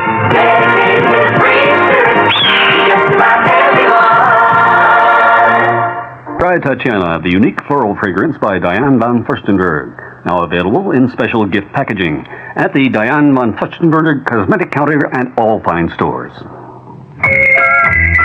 Stop the music. This is Santa Claus. Can I get personal with you for a moment? The Livingston Mall has permitted me to get down to the bare facts of Christmas shopping. Now that ought to get your attention. I'm pleased to announce that I'm adding a bear to my roster of reindeer help. Not just any bear, but Yogi Bear.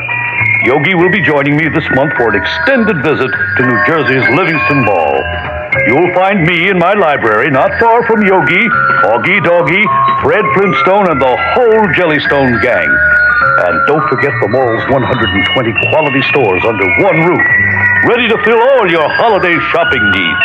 So come on out and say hello to old Santa and my pal Yogi Bear at the Livingston Mall. We're just minutes away from exit 4A, Route 280.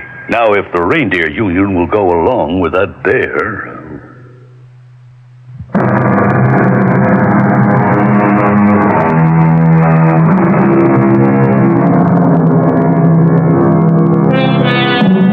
One definition of extrasensory perception is the perception of another person's thoughts and actions not received by the senses. At one time or another, most of us have had the experience of knowing what another person was thinking. A strange experience, the kind which psychical research has been studying at least since 1882, when the Society for Psychical Research was founded. Share with me this strange story of Ellen Robertshaw, who had this supernormal faculty. After an automobile accident, it seemed to increase, as Ken, her husband, explains to his secretary, Kay. Ellen had the gift, or whatever you want to call it. It's ghastly. Falling to her death. Can you imagine what thoughts went through that poor woman's head? Could she have anticipated her death? I have no idea, Kay. No, that would be magic. Do you believe in ESP, clairvoyance? Well, they're not the same things. ESP is telepathy. I'm told it's a scientific fact. But you do believe in telepathy and that Ellen had the faculty? I really don't know. You surprise me. How so? You're a hard-headed, practical businessman. This occult bit seems out of character. Oh, now it's occult. No, don't assume I believe in telepathy. I'm still a skeptic. All the same, Ellen surprised me several times in the past few years by seeming to read my thoughts. That could have been uncomfortable. Well, sometimes, yes, but... that's all behind us now. So it is. When's the funeral? Well, I haven't thought about it. I'll have to talk over the arrangements with her son. Bruce, is that right? Yes, he's at the hospital now. He is? I thought he lived in Philadelphia. Oh, he does, but he's here. He arrived at the building just after Ellen fell. Before me. Should I attend the services? I don't think so, Kay. Ellen suspected you and me. She probably said so to her son. I see. Okay. I can't help loving you. That's nice to hear. All the same, you could have divorced, Ellen. I never liked our our furtive relationship, I felt so hypocritical. Marked. The other woman. Well, you won't be any longer. We'll be married, Kay. Say, in 6 months. It's what I've always wanted. 6 months. Well, why do you say it that way? It's hard to explain. It's almost as if we'd been waiting for your wife to die.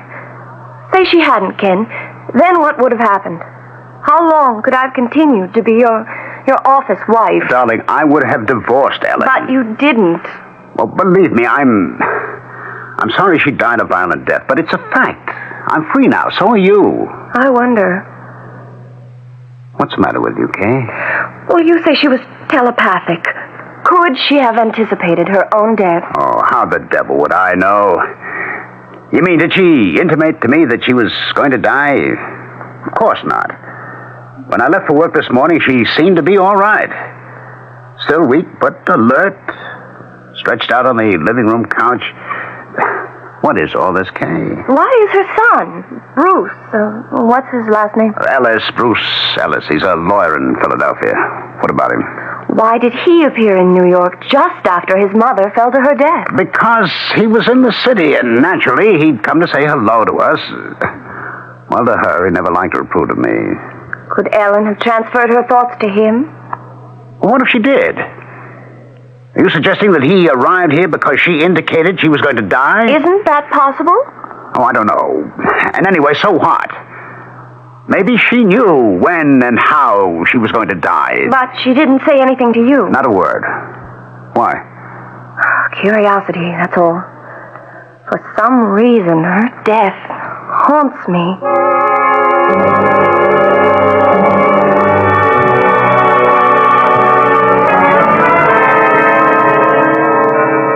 More coffee, Ken? No, thanks. I have to get home. You're depressed. Of course I am. You and your mumbo-jumbo about telepathy. How do you know she had the faculty, if that's what you call it? I still don't know, but a doctor, a dry old stiff named Max Croft, was pretty convincing. That was about 2 months ago.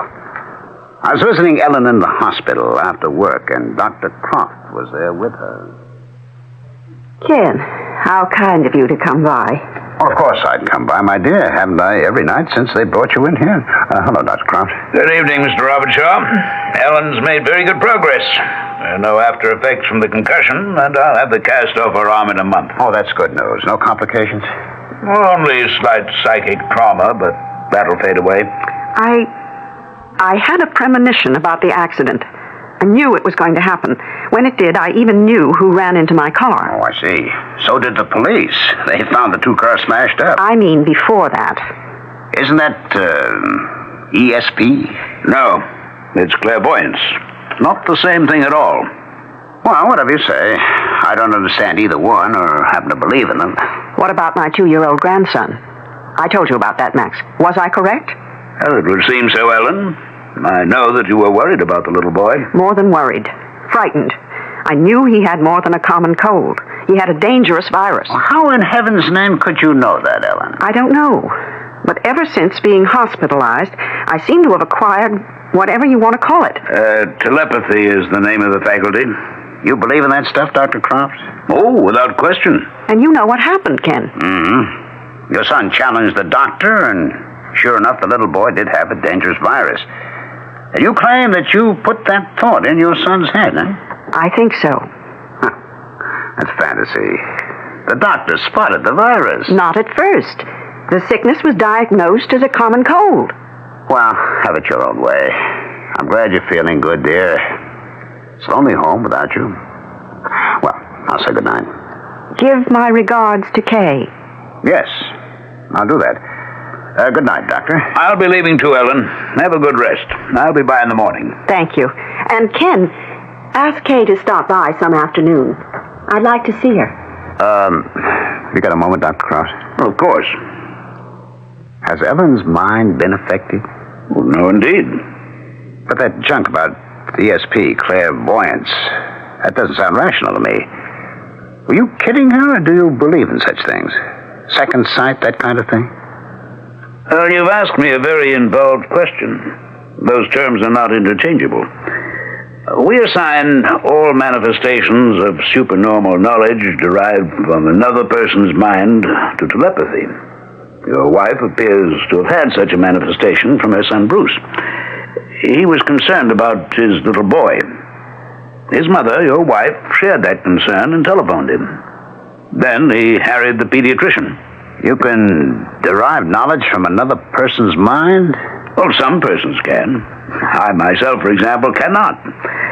The evidence for supernormal cognition is very extensive, and it's impressive.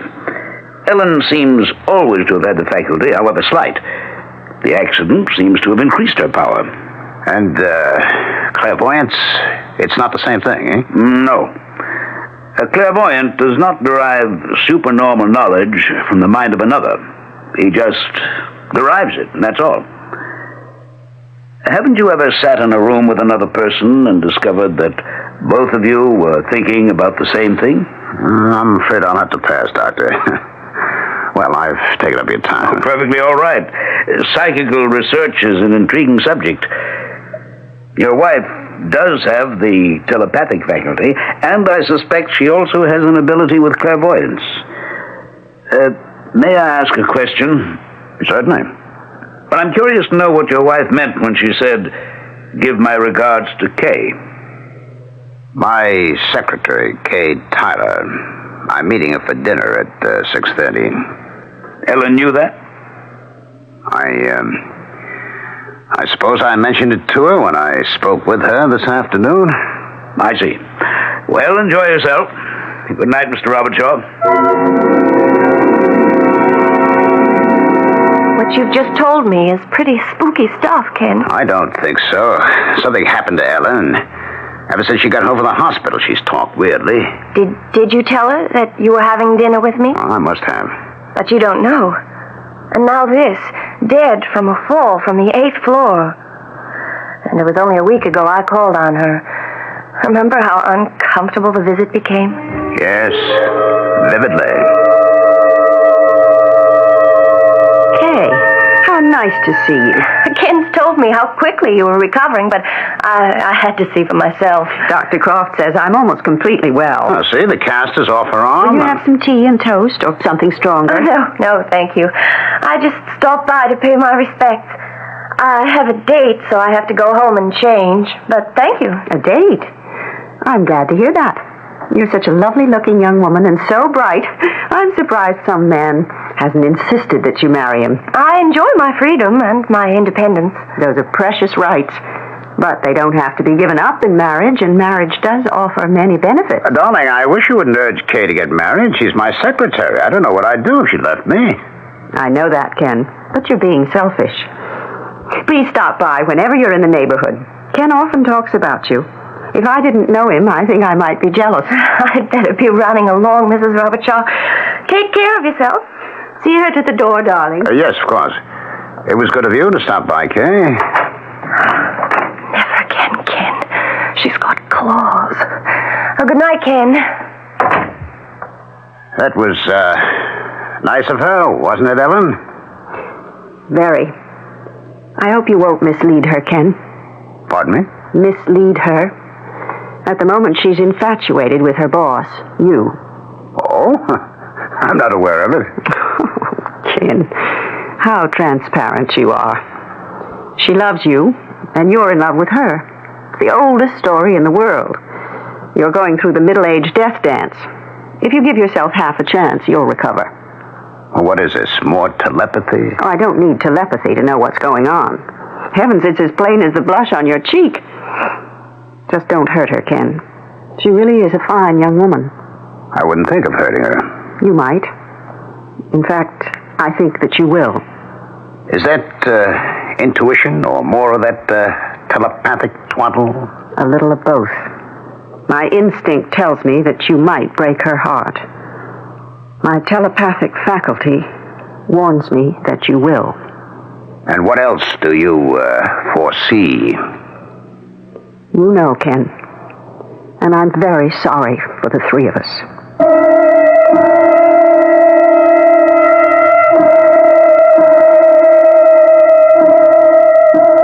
What must it be like to live with someone who has a telepathic faculty?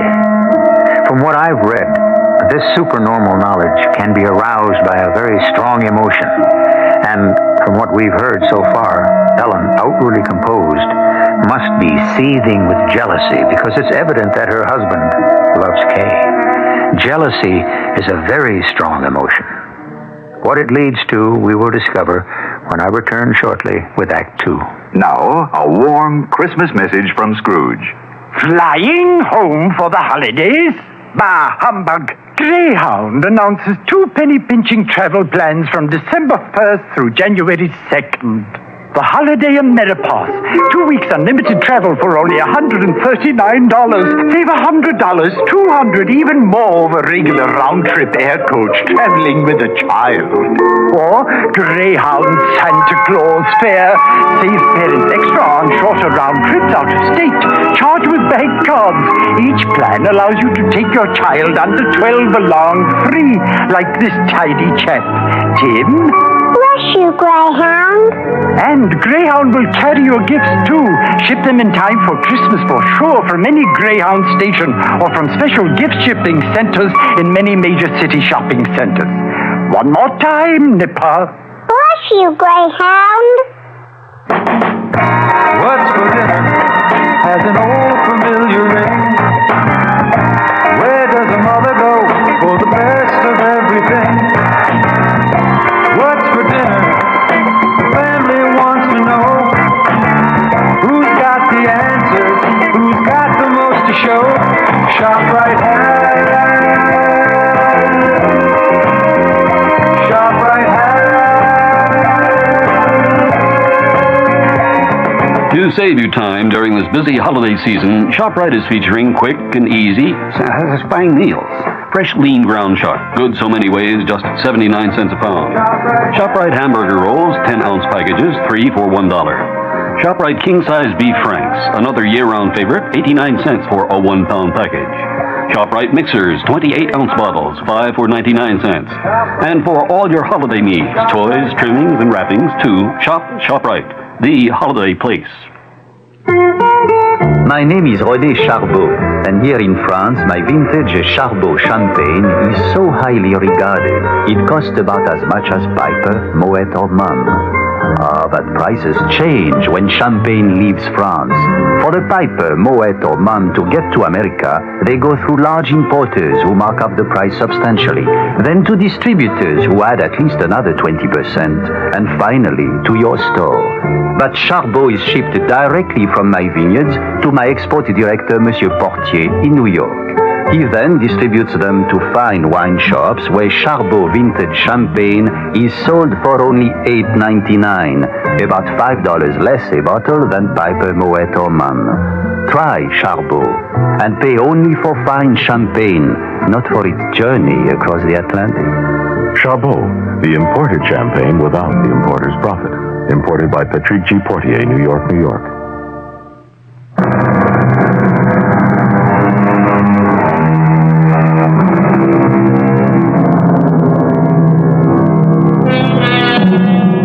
The philosopher Descartes wrote, that God has foreordained everything is self-evident. That means that the course of one's life is like a road from birth to eternity. Sometimes we wish that we could see what's in store for us around the next curve, but we can't. Some of us claim to be able to do so, and there is evidence that events have been foreseen, but clairvoyance is by no means accepted as fact. Telepathy is. Before her fall to death, Ellen Robertshaw had been hospitalized after an automobile accident, and her son, Bruce, came to visit her. You look good, Mother. Very good. Don't you agree, Dr. Croft? I do. I'll have her home in a few days. You're very good, Bruce. No, I mean it. Running up from Philadelphia once a week, twice right after my accident. Molly must wonder if she's got a husband. How is she, by the way? And how's my grandson? Oh, they're fine. Was Molly disturbed by my telephone call? No, of course not. She knows how much you love the baby. But she is a doubting Thomas, isn't she? Well, yes. Bruce, let me ask you something, and give it some thought before you reply. No, all right. I knew. Let me repeat that. I knew that your little boy was ill, seriously ill. How did I know that? Oh, I don't know, Mother. But he was ill. All right. How did you know? Telepathy. Your thoughts, your worry, were transmitted to me, and in turn, my concern to you. Can you doubt it? Didn't I telephone right from this hospital room and express my concern? I told Dr. Croft how worried I was, didn't I, Max? Yes, you did. You see? Well, even if I see, I don't understand. Neither does Molly. I often know what a person is thinking, Bruce. How can you? How does that work? Max. Before I try to answer that question, tell me, Bruce, were you aware of your mother's concern about your little boy? You mean, did her thoughts come into my head? Well, yes, but I couldn't say through telepathy. I know Mother loves her grandson, so naturally we didn't want to worry her when he became ill. She had enough to worry about, her injuries and the accident, and... Oh, you may be right, Bruce. On the other hand, your mother has startled me several times by apparently reading my thoughts. How I feel about her husband, for example. Well, no one has to be a mind reader to know that, Dr. Croft. I feel the same way about Ken. You're saying that Mother has this telepathic faculty, huh? Yes. Ideas may be telepathetically transmitted without conscious effort between the agent and the percipient. A percipient is one capable of perceiving. Your mother as agent and you as percipient make contact through your subliminal minds. And that big word needs to be defined. Subliminal means below the level of consciousness. You're saying that I've got the telepathic faculty? Well, to some degree, every one of us has it. Most persons are potential agents and percipients, some more so than others. But I'm talking fact, Bruce. There is such a thing as telepathy. When is Mother being released from the hospital? Oh, there's no reason your mother can't leave by Friday, day after tomorrow. You'll be weak for a while, Ellen. Most bed patients are after they're discharged, but except for your arm in a cast, you're in good health. Mother, do you want me to? No. No, my goodness, I can get home by myself. I mean, Ken will pick me up. Will you see him before you return to Philadelphia? I don't think so, Mother. I don't want to be rude, but, well, it's what he's doing to you that makes me angry. You know, of course. Of course. Yeah. Well, it doesn't take a mind reader to know he's got big stars in his eyes for that secretary of his. At least you know. Why don't you get rid of him, Mother? I may. Why hesitate? Tell him goodbye. And then come visit us. Take a trip. Life begins at... 49, perhaps. Well, if you'll excuse me, for what it's worth, Ellen, I concur with Bruce. Your husband's a calculating man. Let him have his Kay, Tyler. I'll see. Bruce, my love to Molly and the little boy. Tell her not to be too upset. Upset? Oh, you mean about the facts about telepathy, right? Well, I'll try. On some subjects, however, Molly's mind is closed. That's not what I was referring to. No? You'll find out when you return to Philadelphia. What are you talking about, Mother? I can't say. Or maybe I'd rather not. I could be wrong. A decision can be changed. Maybe it will be. I hope so. But I have my doubts.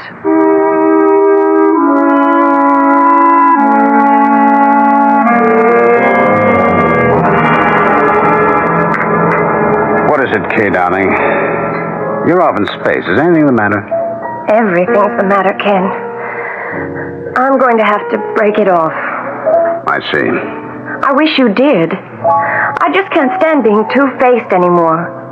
If you want me as much as you've said you do something about it.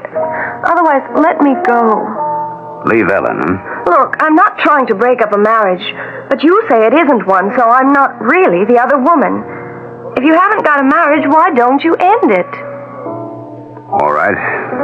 I'll speak to her tonight and pack up and leave. You've said that before. You call me. I won't call you. Meaning? I won't see you anymore, Ken, until I can be seen with you in the light of day. Tomorrow's Friday. My last at the office. There are other secretaries in the company who'll jump at my job. You won't be hung up. But tomorrow's my last day in the romantic shipping business. Oh, now, we'll see about that. After I've spoken to Ellen, I'll come over to your place. Now, you'll be home, won't you? I don't know. I'd like to believe you, but... I'll be by. Now, stop acting like a silly schoolgirl and come on, eat your lunch. Oh, Ken.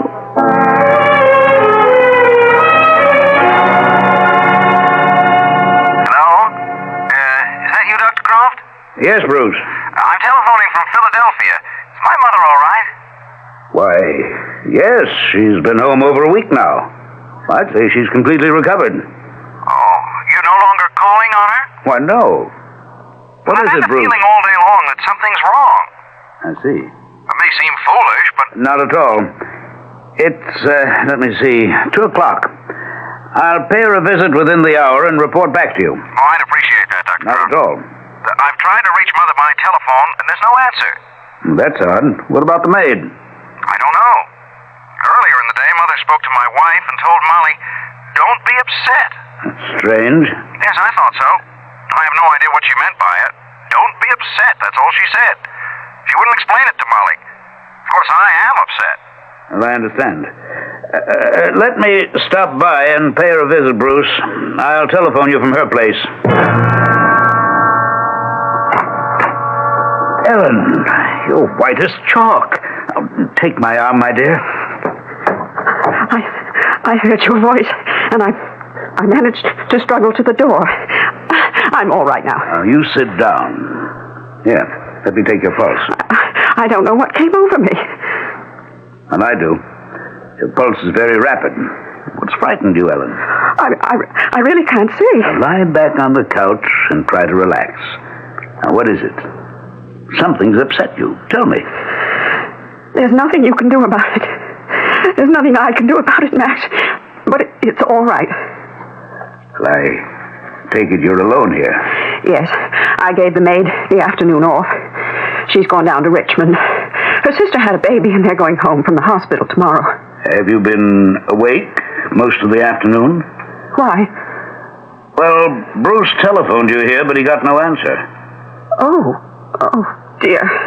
Now I've upset both Molly and him. How thoughtless of me. Why did you tell Molly not to be upset? About what? Well, foolishness. Why didn't you answer the telephone, Ellen? I tried, but I'm still pretty weak. I didn't reach the phone in time. Is that the truth? Why, of course. Well, you should be strong again, Ellen. I don't quite believe there's anything physically wrong with you. Mentally, well, that's another matter. There's nothing wrong with my mind. I'm not saying there is. But the mind, yours especially, can play funny tricks. Fear can affect the body in strange ways. I suspect that fear made it hard for you to move to the telephone when it rang. Now, tell me the truth, Ellen. Isn't that what happened? Yes. I just couldn't move. Then I heard your voice through the door, and my fear vanished. All right. Now, tell me what you're afraid of. I'm your doctor. I'm also your old friend. Bruce knows. I see. Telepathy?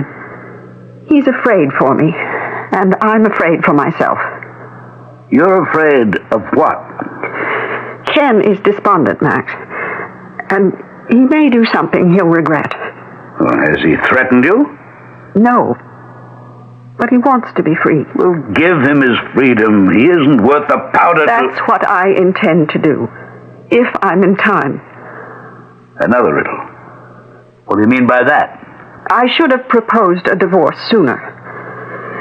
Now it may be too late.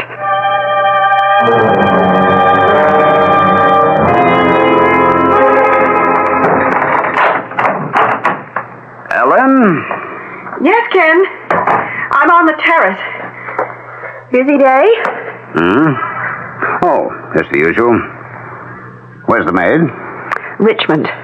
She'll be gone for the weekend. Her sister's had a baby. How are you feeling? Better. At least I was when Dr. Croft left me. Oh, why was he here? Bruce asked him to stop in and see me. Oh? Bruce was worried about me. Why should Bruce be worried about you? What have you got to be worried about? You know, Ken. I do? Well, then you know more than I do. Oh, I get it. Mind reading. All right. Tell me what I know. You won't give up Kay Tyler, but she's given you up. You don't have to be telepathic to know that. What are you going to do about it? I'm prepared to divorce you. But I don't like what you're thinking, Ken. You're a blunt, shallow man. But I never thought you were evil.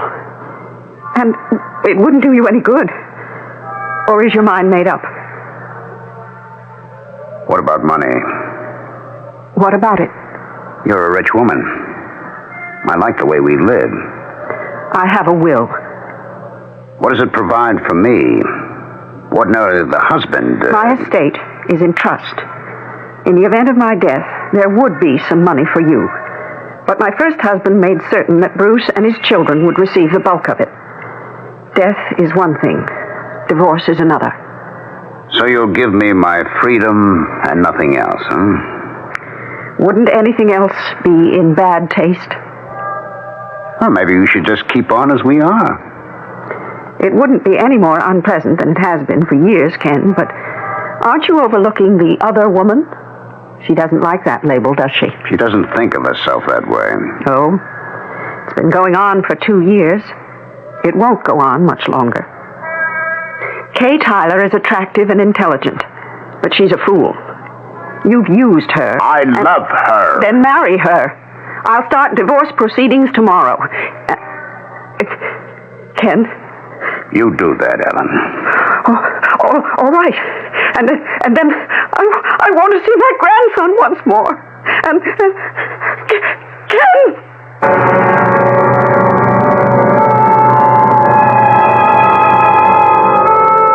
We have heard, of course, that Ellen Robertshaw died from an accidental fall from her 8th floor terrace. She was so distraught from her unpleasant conversation with her husband that while watering the flowers suspended in window boxes from the terrace railing, she leaned forward and fell. That seemed straightforward enough, but we know better. At least we might suspect that her fall was not accidental. I shall return in a few minutes with Act 3. Just in time for Christmas, True Value hardware stores offer an expensive-looking watch at an inexpensive price. Hi, Pat Summerall to tell you about the Time Band Ladies Watch from Fairchild, the first low-priced digital watch that doesn't look inexpensive. It's stylishly slim, elegantly contoured, and has the dependable 5-function performance of expensive electronic digitals.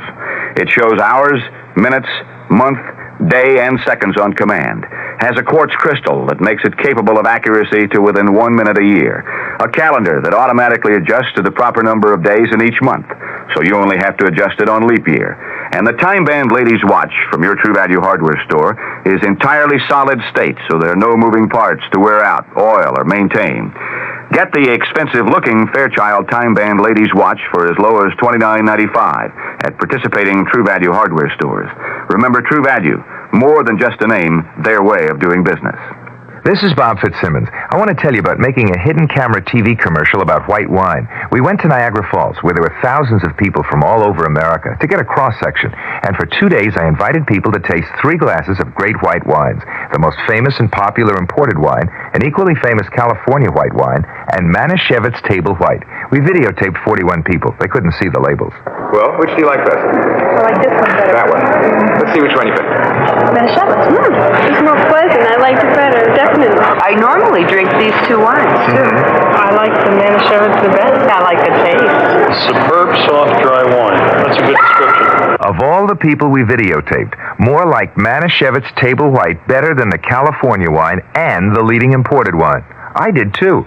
In fact, almost as many chose this totally different Manischewitz White as the other two wines combined. Soft, dry Manischewitz Table White. I'll bet 2-1 you'll like it best, too. Manischewitz Wine Company, New York.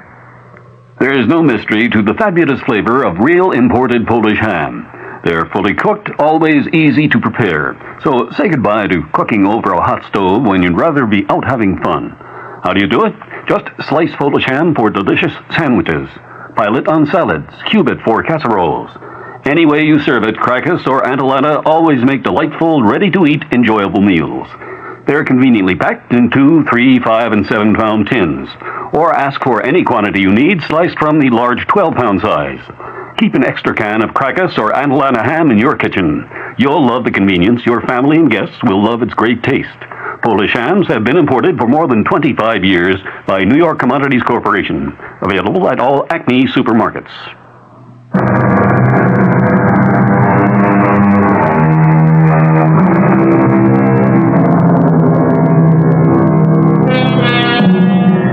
These days, a great number of married men and women seem to fall in and out of love more easily than they did 20, even 10 years ago, when, if I may say so, the vows pledged were taken more seriously. Because they were, quarrels were resolved and marriages held together, even a quarrel over the other woman. Ellen and Ken Robertshaw, she especially, tried but failed to resolve his, shall we call it, preoccupation with Kay Tyler. Ellen offered him a divorce, but a dreadful accident intervened. John, what's happened? Oh, Mr. Robertshaw, he's awful, just awful. What happened? Mrs. Robertshaw, a policeman phoned for ambulance, but then he kept the crowd away. It's your wife. My wife? She fall. I can't describe it, Mr. Robertshaw. I still feel sick. There was this awful sound, and I'm terrible sorry. My wife fell from the 8th floor? The son, he got here just when it happened. He's in the lobby. Oh, I'd better see him. You do that. I'm sorry, Mr. Robertshaw. Bruce? Hello. I arrived too late, just when it happened. I'm sorry for both of us. I hope you believe that, Bruce. I don't. Where you come from? From work. John, the doorman, told me what happened. What did happen? Well, you know as well as I do. Ellen fell to her death. Can you prove you just got here? What? Hey, wait a minute. What are you implying? You better have a perfect alibi, Ken. And I mean perfect. Spell that out. My mother didn't fall from the terrace. Is that clear enough? If you know that for a fact... I don't know it for a fact, but I know it. How? Tell me how. I'd really like to know. I've known since lunchtime that my mother was in danger. I don't like what you're saying, Bruce. You're a lawyer, so, be careful. You won't get away with it. You've lost me. Get away with what? Your mother fell to her death. She was so weak, she was probably watering the flowers and leaned too far over. Vertigo, and over she went. Dr. Croft saw her this afternoon. She could hardly walk to the door to let him in. That proves my point. But why I have to prove anything to you, I don't know. I think you threw her over the terrace railing. I'll remember that, Bruce. For an adult and a lawyer, you're a fool. Your mother died an accidental death. That'll be the verdict. Try to change it to... well, to what? Murder? Because that's what you want to believe, isn't it? Oh, you're absurd. I arrived here even after you did, and you're implying that I murdered your mother? You'll excuse me. I have to get to the hospital. I don't expect to ever see you again. Bruce. What's happened? You look dazed. Come, sit down. My mother is dead, Dr. Croft. Good heavens. She fell to her death. Oh, my boy, I'm shattered. What awful news. I don't know what to say. She didn't fall to her death, Doctor. I think she was murdered. That's a very serious charge, Bruce. I know it. And I can't prove what I'm saying, but I'm sure of what happened. She seemed all right when you paid a call on her this afternoon? I found her frightened. I managed to calm her down. I prescribed her relaxant. I thought I calmed you down too, Bruce, but here you are. Why? My mother was in my thoughts all morning long. I was afraid for her. She was trying to tell me something. This. What's happened. I left the office and I boarded a train for New York. I got to Mother's building just as it happened. And I've just come from the hospital. What a dreadful experience. You knew your mother was in danger? Telepathy. It must be. You suspect Robert Shaw, of course? Oh, who else? I don't know how he managed it. He says he arrived in front of the building after I did. If he can prove that, he's in the clear. Well, of course, it is possible that your mother did fall over the railing. I don't see how we'll ever know what did happen. What do I do? I don't know. You believe me, don't you, Doctor? Well, certainly. But my opinion doesn't count. I'm trying to remember what your mother and I said to each other when I called on her. And let me see. As I recall, she asked you to tell Molly that you were not to be upset. Yeah, that's right. What could she have meant by that? Darned if I know. She was afraid for herself. That much I do know. Oh, and she added that Robert Shaw was despondent and might do something he'd regret. I urged her to give Robert Shaw a divorce, and she said she wouldn't. Well, then why would he kill her? I mean, that's what he wanted, wasn't it? Well, that doesn't advance us, does it? You said you prescribed a relaxant for her? Yes, she was unnerved. And she didn't answer my telephone call because she had trouble getting to the phone. Is that right, Doc? Well, that's what she told me. Yeah, and it took her a long time to admit you to her flat. Oh, when she knew I was the caller, she lost some of her fear and was able to open the door, yes. It took a while, and she wasn't too steady on her feet. And when you left her? Well, she walked me to the door.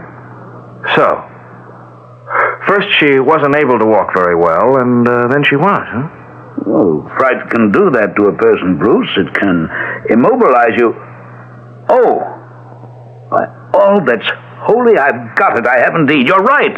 It was murder. Hey, what's come over you? Where's Robert Shaw now, do you know? I have no idea. They left the hospital before I did. I've got a guess, though. I'll bet he went to visit Kay Tyler to tell her the news. Yeah, good boy. Look up her address. We're going to pay her a visit. Who are you calling? The police. I want them present to make the arrest. Ken, I think you'd better go now. This isn't nice. I guess not. I told you at lunch I'd stop by after talking with Ellen. But you never got the chance. No. Fate intervened. Ellen knew I was going to divorce her. Or the other way around. That's what she said. Oh? You did talk to her? A few days ago. Yeah, we talked it over. Why didn't you tell me at lunch? Because the details weren't finalized. Now they don't matter. Did you see her tonight before she fell? Well, how could I? I'd just gotten home and there was the ambulance taking her away. Now who? Were you expecting anybody? No. I hardly know anyone. Yes? Are you Kay Tyler? Yes? What are you doing here? And Dr. Croft. Ah, Robert Shaw. Bruce and I have to talk with you. Miss Tyler, I'm Dr. Croft, and this is Mrs. Robert Shaw's son, Bruce Ellis. May we come in? What, do you two want? Don't be rude, Ken. Come in, Doctor. Mr. Ellis. What brings you here? We, suspected that Robert Shaw might be here, Miss Tyler. Oh, well, sit down. This is very strange. It's more than that, Miss Tyler. All right, what is it? Say what you have to say and get out. You murdered my mother, Robert Shaw.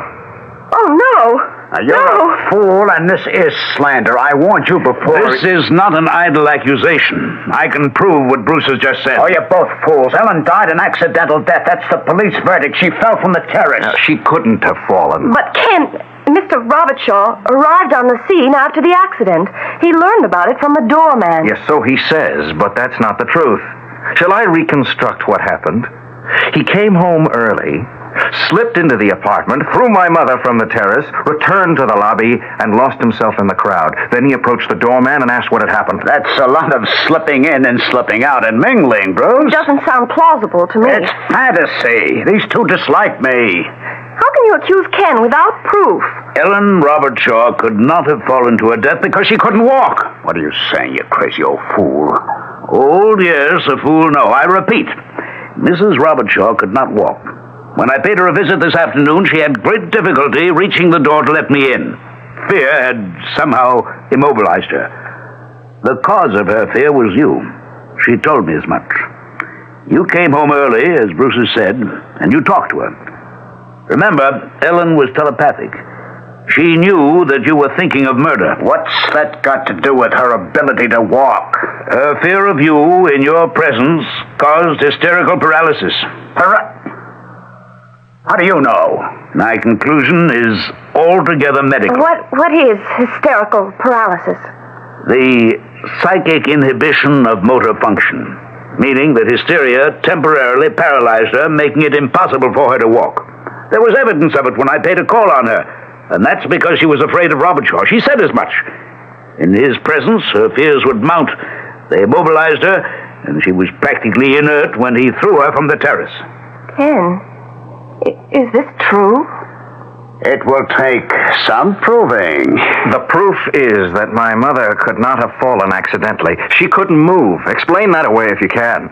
The police will question the doorman and everyone else who was in here or near the apartment when you came home from work. Earlier than you would have us believe. If she didn't fall accidentally, maybe she... No, not my mother. She didn't take her life. Why would she? Mother told Dr. Croft she was divorcing you. You murdered her, Robert Shaw, and Dr. Croft can prove it. The police. You're a vile man, Robert Shaw. I hope you spend the rest of your life behind bars.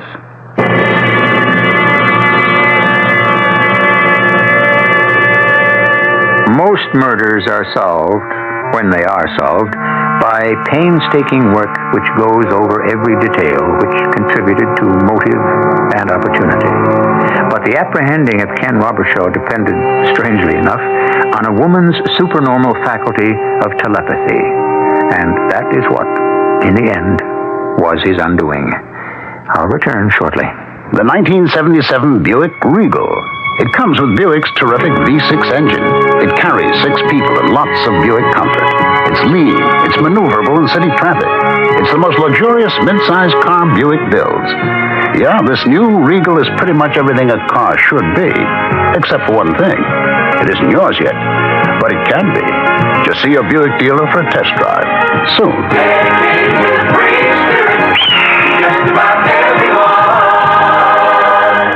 How does your laxative work? Many brand name laxatives contain ingredients that expand in your stomach. That's how they work. We know a medicine that works differently. It's in the X-Lax pill. Overnight, the X-Lax pill gently stimulates your system's own regular rhythm. Stimulates your system for relief in the morning. No surprises, just relief in the morning. That's the X-Lax pill. Try it tonight with confidence. For occasional use only as directed.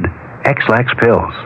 Miss Quincy. Yes, sir. Could you take a memo? Memo? Yes, sir. Don't, there's a person sitting here. Don't sit on our laps, please. He'll kill us. Santa's elves are about to announce a special Photomat Christmas camera outfit at a very special Photomat price. To Santa Claus from the elves. Regarding Vivitar camera. Yes, a Vivitar makes excellent cameras. It's got a built-in electronic flash. It's 150 flashes on a set of batteries. Batteries are included. And there's a wrist strap and a carrying case. Put in we're going to give him a cartridge of 110 color print film. Did you mention the coupons? Wait, what coupons? Photomat discount developing coupons. What you get with the camera. By the time the elves finish this memo, you could be at the Photomat store buying the best pocket pocket camera outfit we've ever offered. A tremendous gift idea for just $34.95. $34.95? Yeah. Oh, you better bet quantities are limited. Gee, this is my first memo. Could you read that back? What have we got so far? Well, what I have is regarding. Sounds good to me. I feel like a real businessman. Hey, lift the cigar up for me. Wait, I want to take a puff here. Here's a Christmas film sale. Example, 2 rolls of Photomat 126 12 exposure color print film at just $1.59. Save more when you buy 5 at the Photomat store.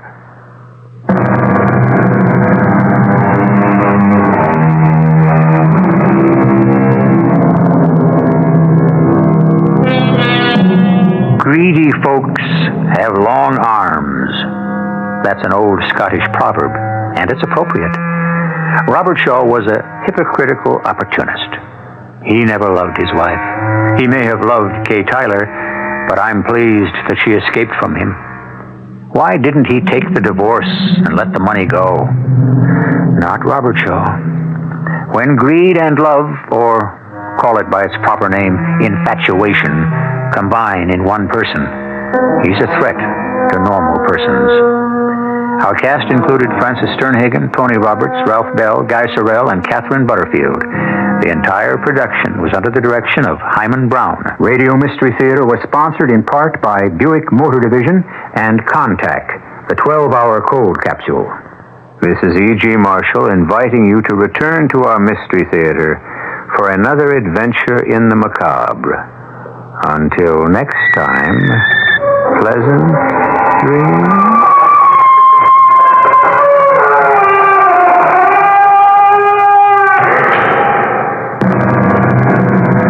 Tonight's Mystery Theater was also brought to you in part by ShopRite Supermarkets, where you get a lot more for a little less. The preceding program was furnished by CBS Radio. We've been telling you that 100% of your contribution to the WOR Children's Christmas Fund goes to buy gifts for the children. But have you wondered just what sort of gifts your contribution will buy? Well, for example, a $10 donation will buy a hooded sweatshirt, a pair of jeans, a western shirt, and a knit hat for a boy 7 to 12 years old, and that can mean a lot to a kid who doesn't have much. Help us make Christmas happen. Send your gift to the WOR Children's Christmas Fund, Box 710, Times Square Station, New York, 10036. Your dial is set for news with John Wingate. WOR New York and RKO General Station. New details on swine shot halt. Carter names 4. Beam changes court procedure to try to get New York cops back on the street. It's 41 degrees, 6 Celsius in mid-Manhattan.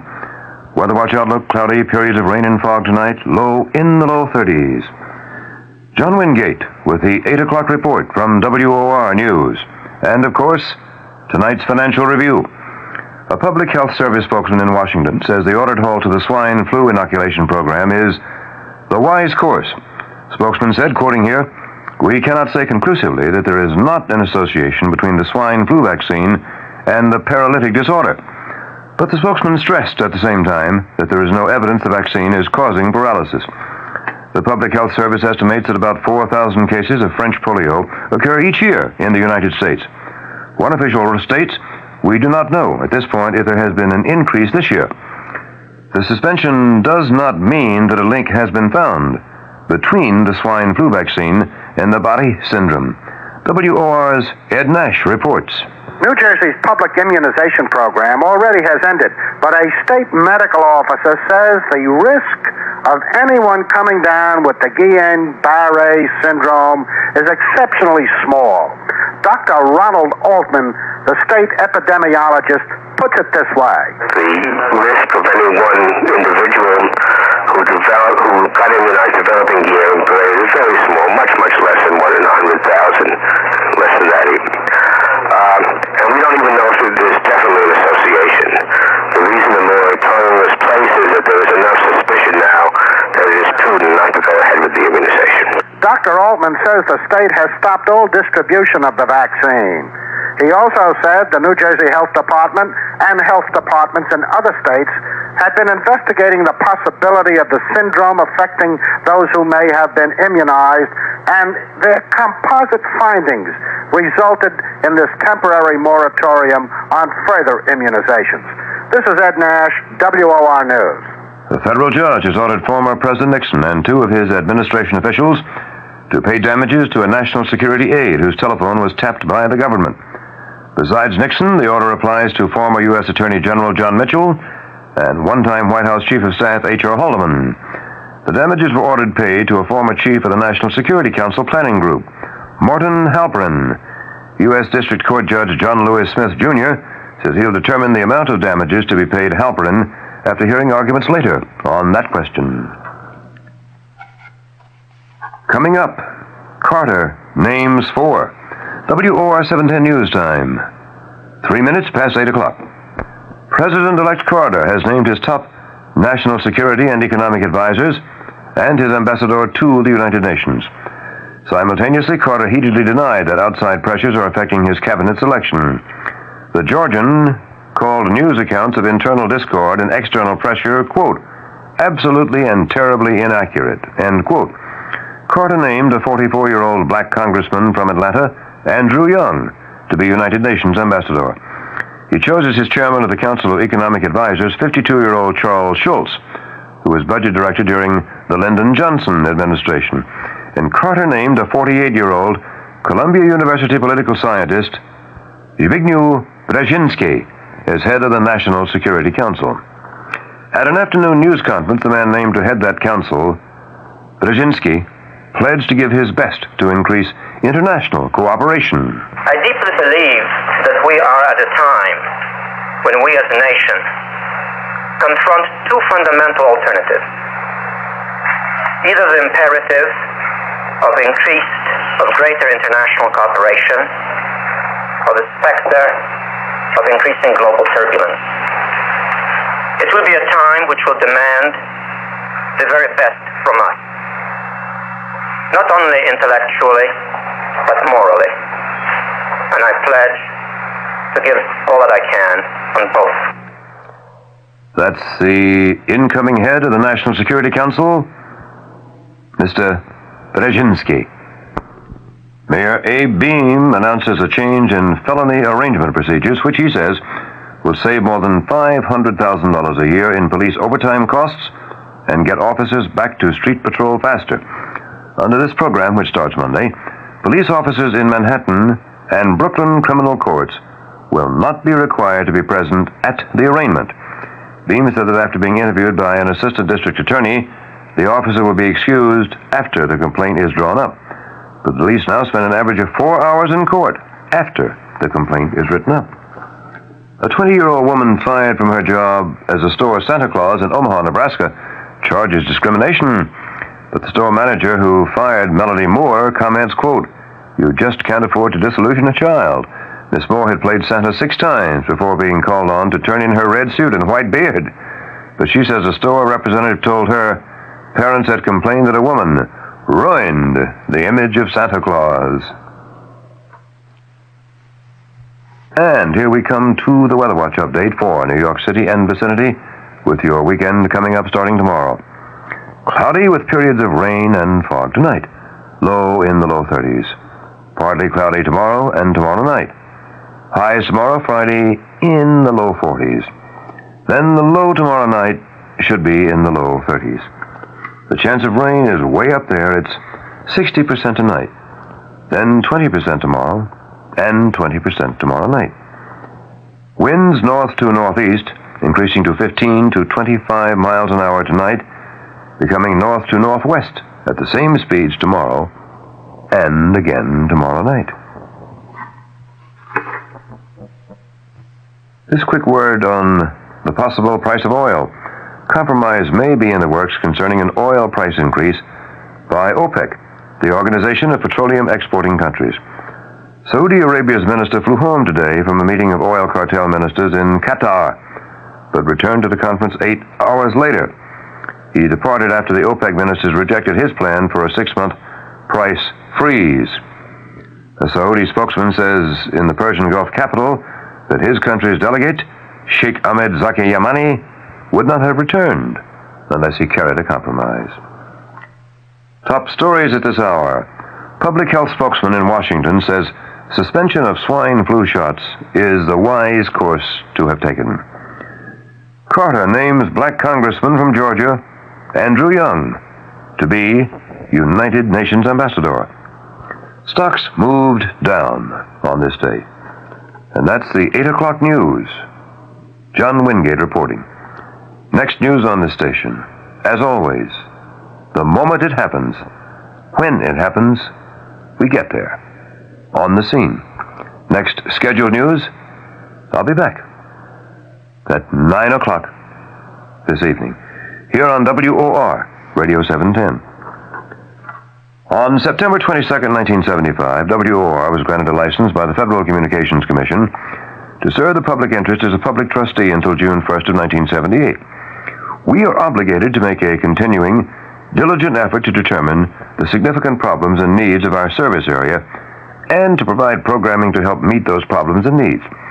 We invite listeners to send specific suggestions or comments concerning our station operation and programming efforts to WOR, 1440 Broadway, New York, New York 10018.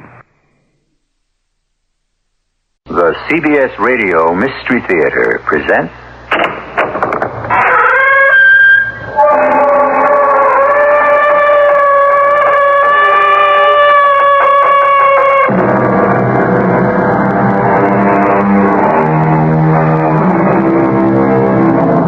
Come in. Welcome. I'm E.G. Marshall. They say one of the hardest things for an aging actor to do is to retire, to give up the stage once and for all time. Unlike most jobs, one does not simply work at acting. One lives it. It's part of your days and nights, even when you're not performing. It's in your blood, and even, I would say, in your soul. Today's mystery concerns one such man, one such actor. Mother, where's your husband? Your husband? My stepfather. I don't know. Will he be late? It's quite late already. He may not get back until morning. Not till morning. Well, it can wait. What do you mean? I'd like him to be the first to find your body.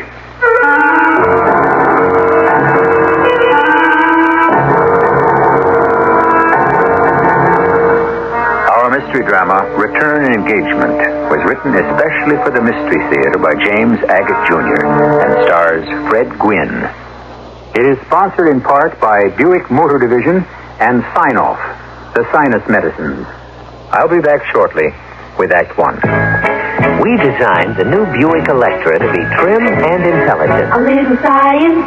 But we also endowed it with all the prestige and elegance that make an Electra an Electra. A little magic. The wheelbase is the same as some midsises of a few years ago. A little science. Yet the luxury and room inside is thoroughly Electra. A little magic. So while you're feeling wise and prudent about buying one, a little science, you can still feel very rich and successful when you're driving one. The new Buick Electra. What it is intelligence and elegance. They surely will astound you. The amazing things you see. The cars they built so wonderful. How can such things be? A little science, a little magic. A little science, a little magic. A little science, a little magic. A little science. Hey, this is Bob Hope. I've spent a happy lifetime on radio and television, and I'd like to put in a good word for the hobby that made broadcasting possible. You see, about 60 years ago, some early radio experimenters developed our first stations. Today, there are nearly 1 million amateur radio operators around the world talking to each other, standing ready to provide us with emergency communication in time of disaster, and still developing new electronic techniques. They have their own amateur television stations and even satellites circling the globe. On some of our trips to isolated spots overseas, my troop and I kept in touch with home through amateur radio stations. You want to know how you can join in? Now that many people are discovering the fun of talking by personal radio, maybe you'd like the really exciting and wonderful world of amateur radio. It takes study, but it's worth it. For free information, write to the American Radio Relay League, Newington, Connecticut, 06111. Like they say, tune in the world with amateur radio.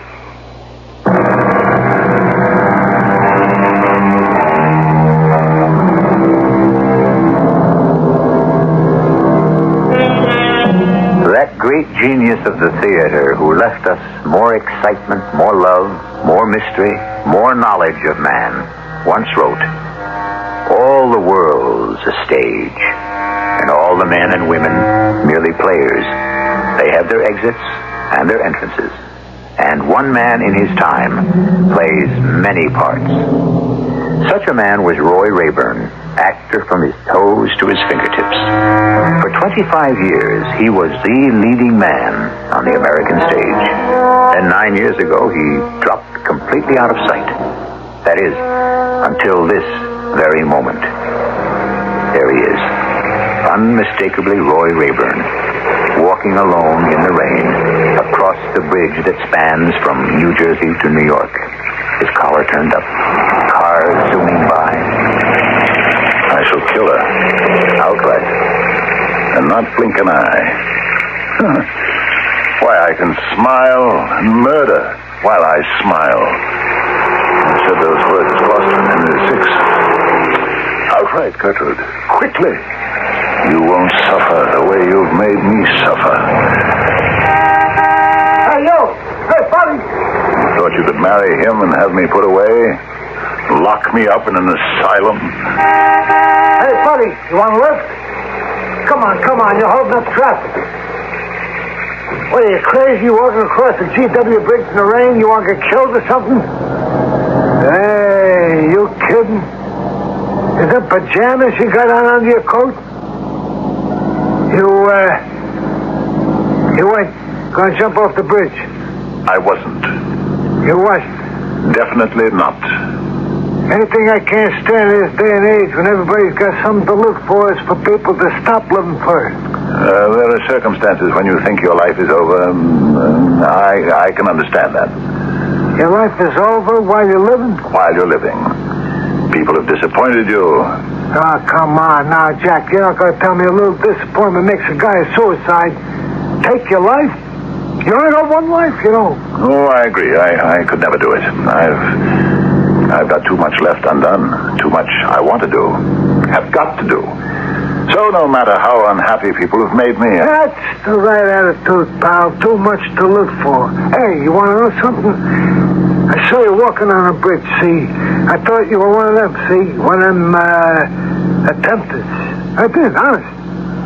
You jump off this bridge, something chronic. I mean, here's a guy walking along in the rain with an old overcoat over his pajamas. What's the guy going to think? Well, maybe I didn't have the bus fares, and I had to get across the river. Yeah, sure, that's possible. Anything's possible. But whatever it is, you better get yourself some clothes, because the cops are going to run you in. Well, I do appreciate your advice. It's been very helpful. No sweat. I'm what they call street smart. No education, PS 189, and that was it. You do all right. What time do you make it? 6 o'clock on the nose. I'm going up to the Bronx. I generally get there in time for dinner. It's a long trek to Jersey every day, but it's worth it. We live right under the Whitestone, you know. Hey, that's beautiful. Okay, Jack, I'm making a turn on the ramp here. I'll let you off. That's Riverside Drive down there on the right. Oh, I know. I'm an old New Yorker. Okay, then, so you know. Listen, pal, don't do anything I wouldn't do.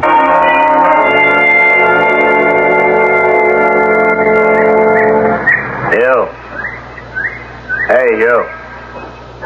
You can't sleep here. It's against the law.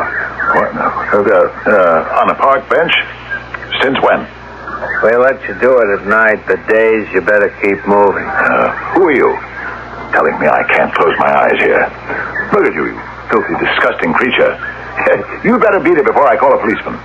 I am a policeman. And I'm Sherlock Holmes. Take a look at this. Badge. Say, you are a policeman. Why are you dressed like that? Undercover squad. So if you don't mind, on your feet. Well, it was an experiment, my being here, and I don't seem to be the worse for it. What experiment? I thought to myself last night, I wonder what it's like to sleep in Central Park. I looked out of my window up there on Fifth Avenue, and I see these poor chaps trying to get a comfortable night on a bench or behind a rock. So I just slipped this coat over my striped pajamas and came out. You probably were wondering why I was wearing these pajamas. You'd better move along. Goodbye, sir. And this coat, of course, belongs to one of the servants. Pretty ratty, wouldn't you say? We have a lot of vagrants in the park these days. Can't permit that. Couldn't agree with you more, officer. Well, goodbye to you. That's what I said to you. Goodbye. I thought I might sit here a bit longer, enjoy the sun, watch the birds. I'm afraid you can't. Unless you got some identification. No. Actually walked out of my house last night without a thought about identification. Why don't I walk you to your residence? Fifth Avenue, you said? Yes, that private house on the corner. You can see it quite clearly from here. All right. Let you and I wander over there. Ah, that's most kind of you, officer, but really it's not necessary. Well, let me be the judge of that. Well, if you insist.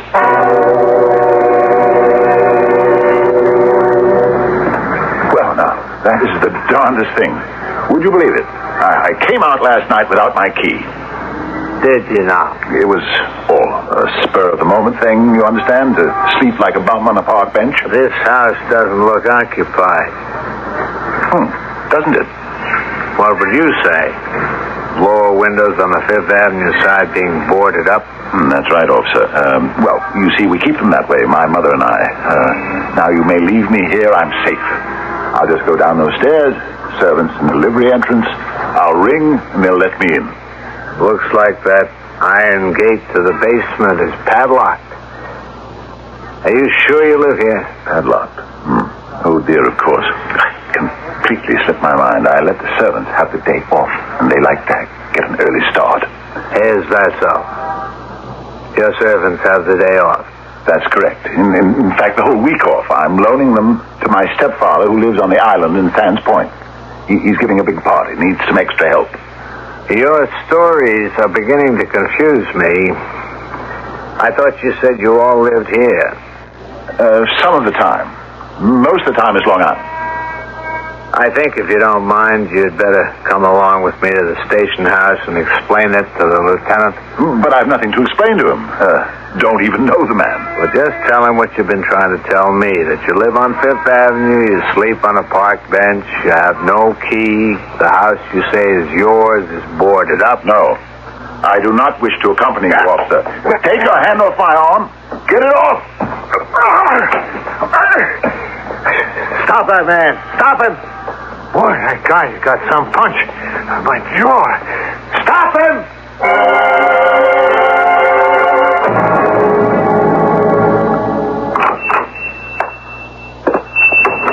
Something I can do for you? Yes, that pistol in the window. Which one? Yeah. I suppose somebody pawned it, and, well, I was wondering if you were waiting for them to come back and redeem it, or if it was for sale. Everybody makes that mistake. I'm no pawn shop. This is Schmidt's Den of Antiquity. Antiques, we sell. I'm Hermann Schmidt. The pawn shop is next door. The 3 gold balls hanging up there. Yeah, next door.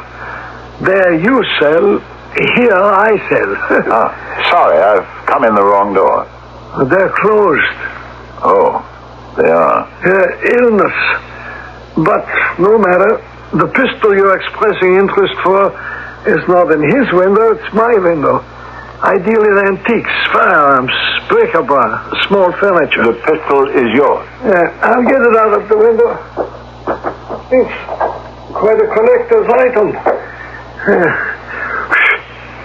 Are you a collector? Of certain things, yes. I would say I am. Here, take it. Examine all you want. Excellent specimen. Fine condition. It's not mint, but fine. So it is. It fits my hand well. An authentic Japanese Nambu pistol. Very deadly weapon in its day, I'm told. Oh, You don't have to be that careful. It's not loaded. It's not loaded? Look, if it's a loaded firearm you want, you better go someplace else, eh? Try some sporting goods store. There are 2 or 3 of them a few blocks south of here. No, thank you. Mr. Schmidt. Hermann Schmidt's Den of Antiquity. It's a good name, eh? My wife thought it of. Hermann Schmidt, yes. Do you have any knives or swords? A sword. Give me thy sword, Laertes. Nay, not a dull one. One that is sharp. A sword? Yes, I think we... Exactly what I'm looking for. A sword in good condition, Herr Schmidt. Sharp. Perhaps the kind Hamlet might have used in a duel. Go on, Schmidt. See what you can find for me.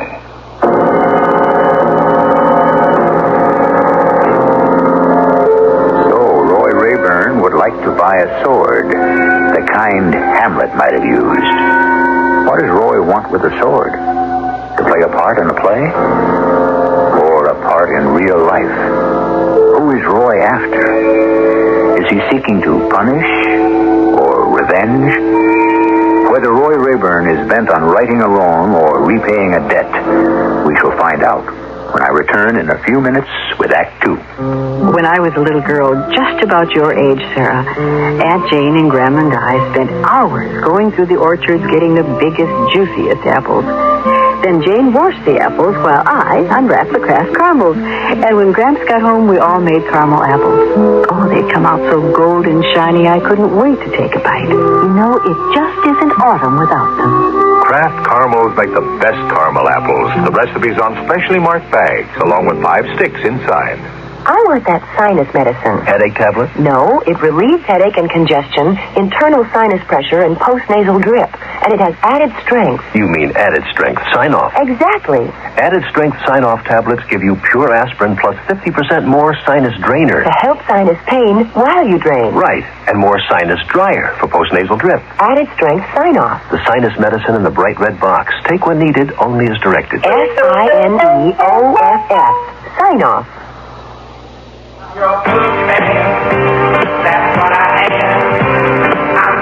Hi, I'm Casey of the Sunshine Band. I'm also Teenage Ambassador for the American Heart Association. You know, when you're young, we learn a lot of things. A lot of good things and some things that aren't so good. What's important is to be able to tell the difference. I'll give you an example. Some kids, when they're still pretty young, learn how to smoke cigarettes. They see their folks doing it or their friends tell them it's cool. But the fact is, it's not cool at all. It's dumb. Cigarette smoking is dumb. It cuts down on your wind. It spoils the taste of your food. Worst of all, the American Heart Association says it's bad for your heart. So if somebody offers you a cigarette, remember, there's nothing cool about putting a hot stick of tobacco in your mouth. If you want to find out more about cigarette smoking and what's wrong with it, ask your American Heart Association. They're fighting for your life.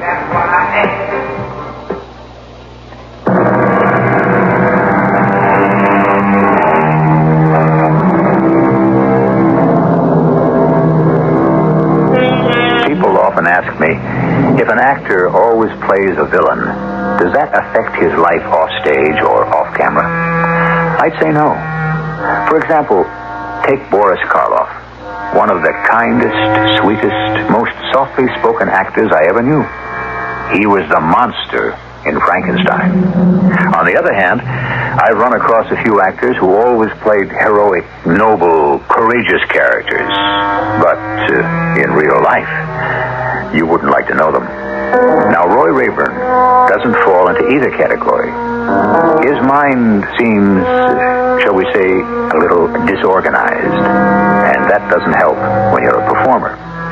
First, it's a pistol, now a sword. What is Roy really after? How about this Japanese samurai sword? This has quite a history. It's massive, isn't it? Too big, I'm afraid, Dr. Schmidt. I'm not a doctor. Please don't interrupt me. I want to buy something to give my mother as a surprise. What about those over there, over in that corner, against the wall? Well, the firearms? Well, they're not for sale. Mind if I take a look? Well, those are authentic 18th century. I got them at an auction. Came from the Raleigh Tavern in Williamsburg. And I plan to give them to my parents as a gift on their 50th anniversary. They love old things. Nice. Did you say you were making a gift of these to your family? What a coincidence, indeed. Yes. But I mean, there is so much here to choose from. Couldn't I interest you in... Didn't I tell you? I want these fire tongs for my mother. Good weight, too. Well, if I ever run into another set, if you give me your name, I'll let you know. Not the set. Just the fire tongs. But the value lies in getting a matched set. I am not able to wait until you find another, Mr. Schmidt. And I do not want a set, just the fire tongs. Yes. You'll excuse me, but please now, would you mind putting those back in the corner? Oh, yes, I would mind, very much. Now, we get to business. I don't happen to have any money on me right now, but nevertheless, I do want these. I can't break the set, don't you understand? You don't seem to understand, Schmidt. These fire tongs please me. They will please my dear mother. Now, come.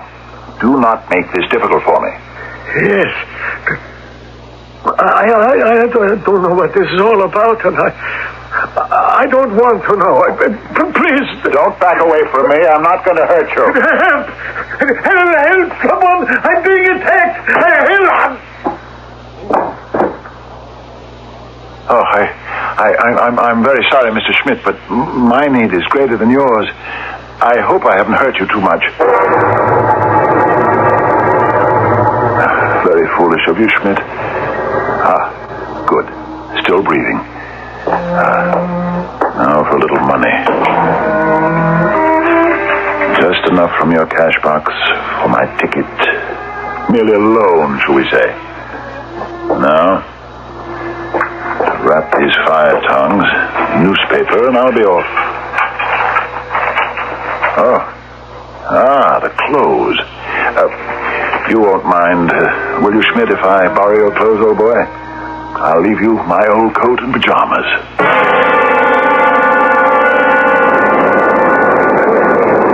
Yes, sir, where to? Sands Point. You mean Port Washington? I mean Sands Point. Sands Point. The Long Island never ran a train there. You go to Port Washington and then grab a cab. Oh, yes, of course. I'm sorry, I forgot. One way or return? Make it round trip. Here's your $2.50. That'll be $5.50. $5.50? You've got to be joking. Of course I'm not joking. It's been $2.50 for years. What are you talking about? Do you want a ticket or don't you? What am I? Crazy? I paid $2.50 round trip out to the island just yesterday. Mister, it hasn't been $2.50 for 10 years. Now, will you move along or pay? What is this? You're holding up the line. I'll tell you this. I'm not paying any $5.50 for a $2.50 round trip. So long, pal. Hey, come back here. Officer, that man carrying your package, he stole a ticket. Officer, get that man!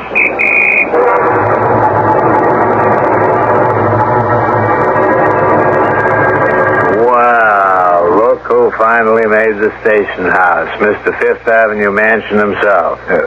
What are you talking about? Welcome to the precinct. Got yourself a decent suit of clothes, I'm happy to see. Young man, I don't know you, and I am here at the request of the police due to a misunderstanding. You never met me before? Certainly not. Why should I associate with such looking people like you? Look at you. You ought to be ashamed, young man. Why don't you get yourself a job? Nice try. Don't you remember saying something like that to me in the park? And then we went to your house on Fifth Avenue? And you had no key, and you socked me right in the jaw. I'm sure about that. Officer, you, Lieutenant at the desk, do I have to listen to this man? Yeah, I'm afraid you do, mister. I've been detailed to find out a little more about you, what you do, who you are. Why'd you run off with a railroad ticket you hadn't paid for? It was a mistake. An honest mistake about the price of my railroad fare. You're very good at playing these games. Better than most. So, you and I have not met before, huh? Not unless you came into my shop to buy an antique. Oh, so you have a shop. Does it have a name? Yeah. Den of Antiquity, 22 Court Street. Now, that's a new one. You're also an antique dealer. Herman Schmidt. Mr. Schmidt, you wouldn't be able to prove that. Some identification. Here, look at these fire tongs. Just look at those, huh? Authentic in every detail. From the Rowlight Tavern in Williamsburg. A great find, 18th century. Well, I'm afraid we can't accept fire tongs as means of establishing identity. A driver's license, Mr. Schmidt. Credit card. I'll look. Perhaps you left your wallet in Central Park where you spent the night, huh? Come on, mister. Who are you? Must have left my wallet in the other jacket. Lieutenant, I think we better lock this man up until those fingerprints check out. I meant to say something about that. The indignity of that. Taking an innocent man's fingerprints before he knows what's happening. Routine procedure. Yeah. Wait a moment. Here, my wallet. Go on, look inside, Mr. Nosy Bearded Detective.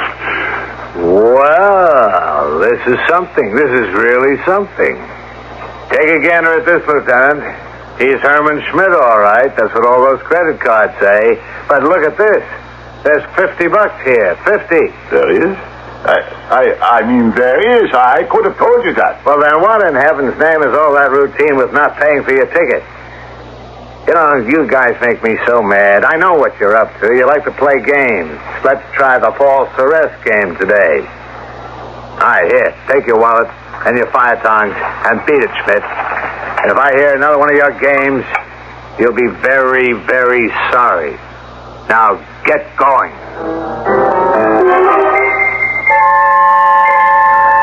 Taxi, mister? Where to go? Pick anywhere. Roslyn, Sands Point? That's where I'm headed, Sands Point. Of course you are. You're Roy Rayburn, the actor. Yes, I am. Well, get in. Don't you remember me, Mr. Rayburn? Michael, the taxi man? I had this part at the station for years. Remember? And then 10 years ago, I gave it up and went to Florida to grow oranges. Oh, yes. Shall we go? No, sure. Remember, I used to wait for you to come out on the midnight train when you were acting in New York. Take you home. Yeah. Why, so you did, Michael. Oh, my goodness. I'm falling down on the job. I should have taken that big package from you, put it in front like I used to when you bring costumes and things out. I'm falling down on the job. Still the same big old house at the end of Sands Point Road? Oh, yes. How's the family? Your mother? I haven't seen her since I've been back.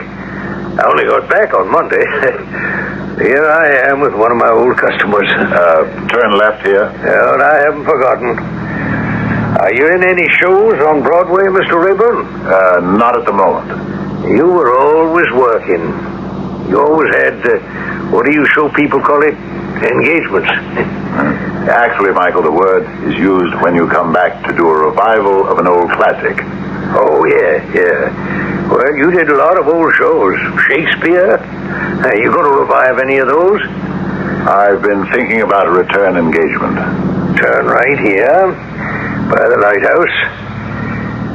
10 years is a long time, but some things you never forget. Like when you got me a ticket to see you in Hamlet, right up in front in the second row.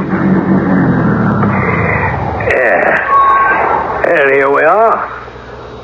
Say, is this place overgrown? Mr. Rayburn, if you don't mind my saying so, you could use a gardener. Those weeds. Whew. Look, for old time's sakes, can I stop by one Sunday and clean up a little for you? I'll think about it, Michael. Are you all right, Mr. Rayburn? You're a little shaky there for a minute. No, I'm fine. The old feet in the old driveway. Funny feeling. Will you let me stop by and see what I can do? No charge. Oh, no, Mr. Rayburn, I couldn't charge you for this cab ride, neither. That's very generous of you, Michael. Hadn't you ought to be getting back? Oh, the dispatcher can wait. You're an artist. I'll never forget that Hamlet of yours. I was so rooting for you. And for your mother, the queen doing that terrible thing to your father and then marrying your uncle. I never forgot. And how hard it was for you to make up your mind what to do about it. How all occasions do inform against me. Yes. And spur my dull revenge. What is a man, if his chief good and market of his time be but to sleep and feed? A beast, no more. Sure, he that made us with such large discourse, looking before and after, gave us not that capability and godlike reason to fuss in us unused. Oh, I can understand that. That's how I felt down in Florida. Unused. How stand I then, that have a father killed, a mother stained, excitements of my reason and my blood, and let all sleep, while to my shame, I see. Oh, Mr. Urban, your fire tongs. They fell out of the newspaper. Here you are. Here, wrap them all up again. Oh, from this time forth, my thoughts be bloody, or be nothing worth.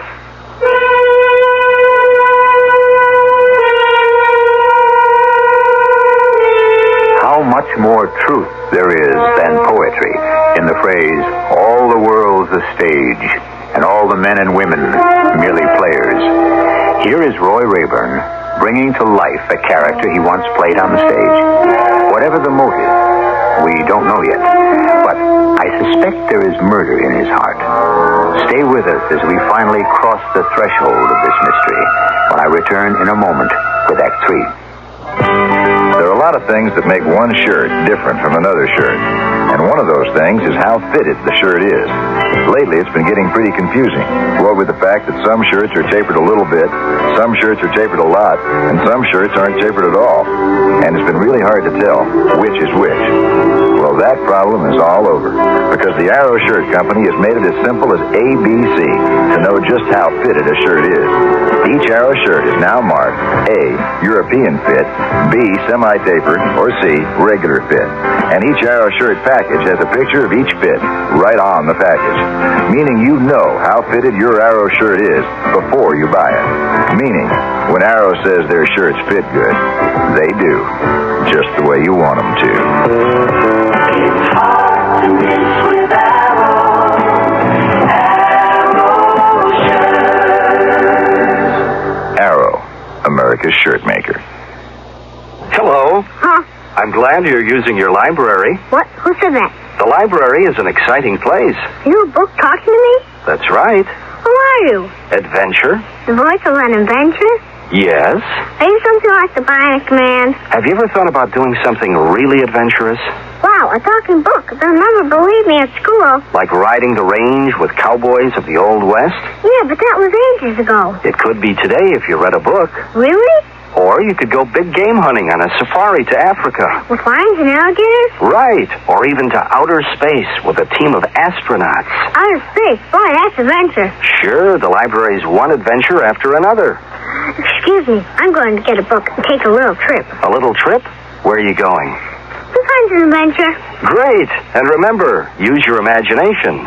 Use your library. The library is an exciting place. A public service message from the American Library Association.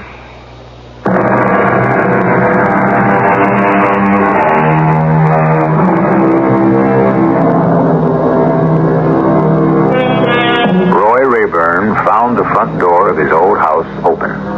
He walked in and locked it behind him.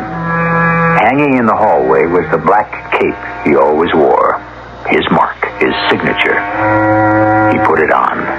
The house seemed darker than usual. Mother?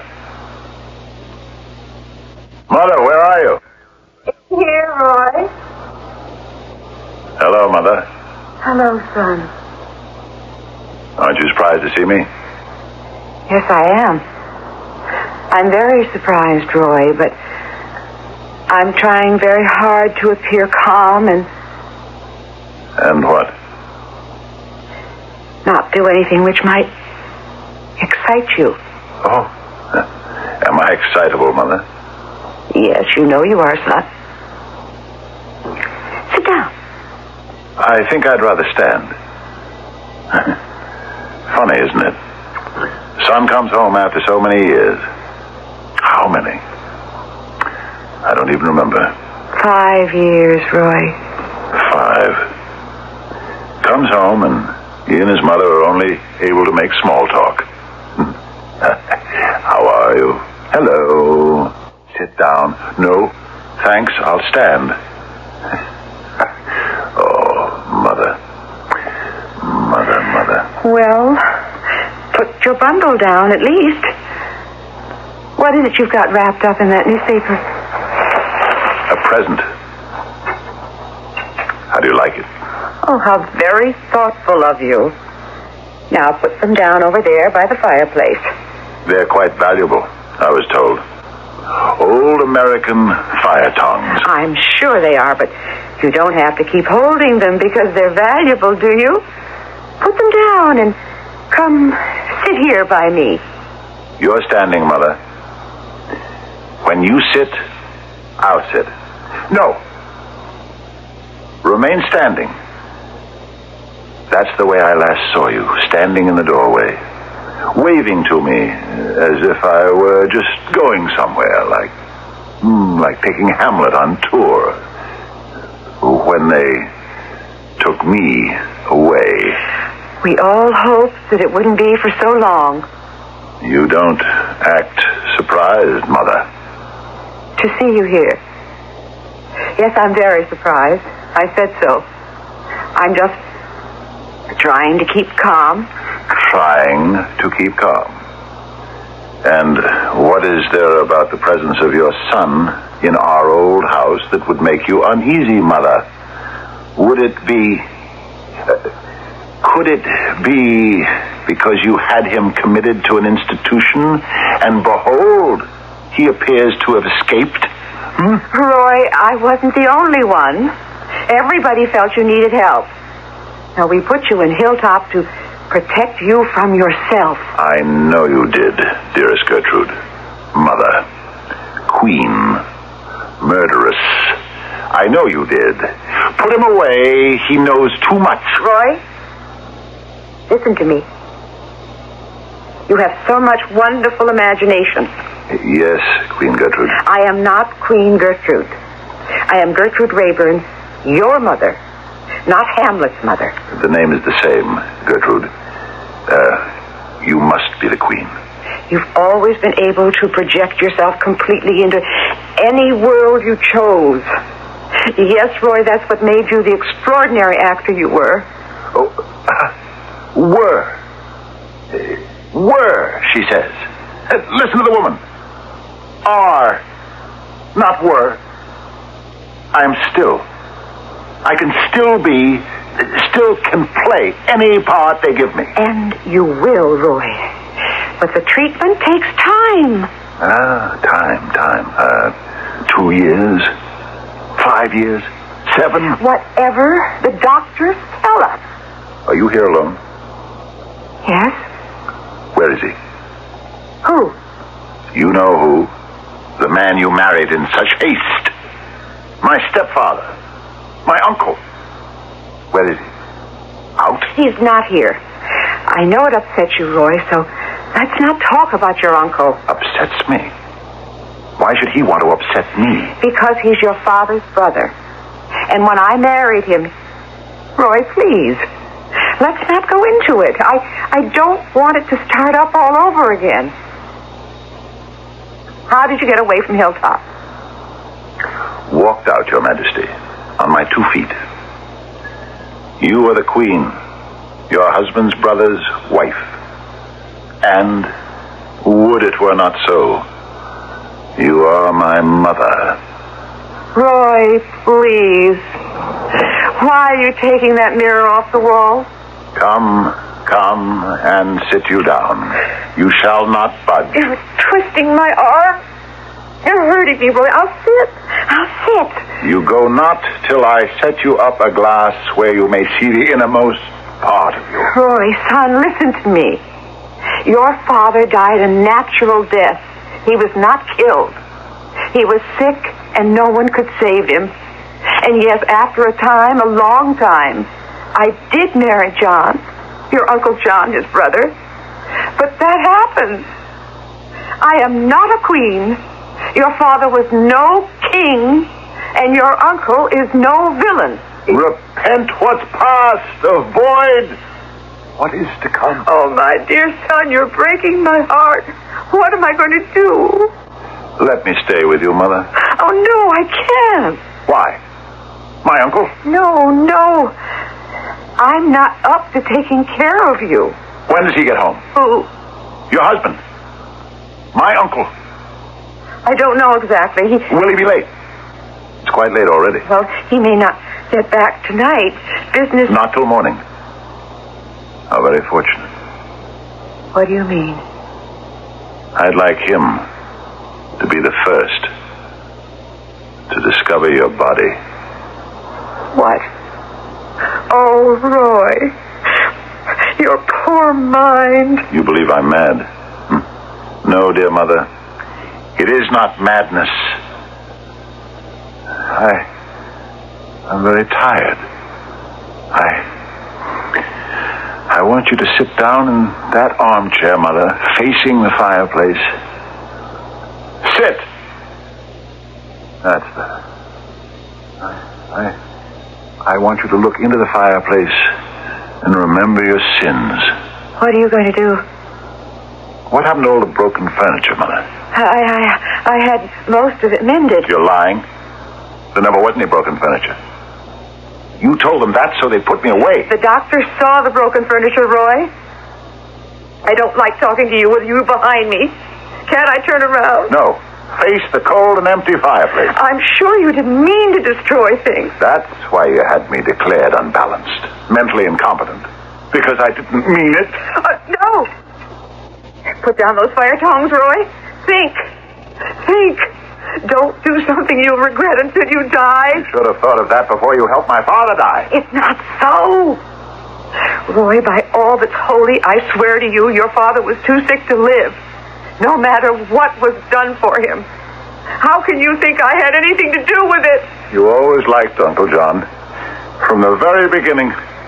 I saw it as a child. But I never would. When I kill you, dearest Gertrude, treacherous queen, they will shake their heads and say, Hamlet is no murderer. Poor soul, he is insane, not responsible. So will you perish, dear Gertrude. Sometime, Mother. But your son Hamlet shall be permitted to live on to a ripe old age. Roy, please! Don't!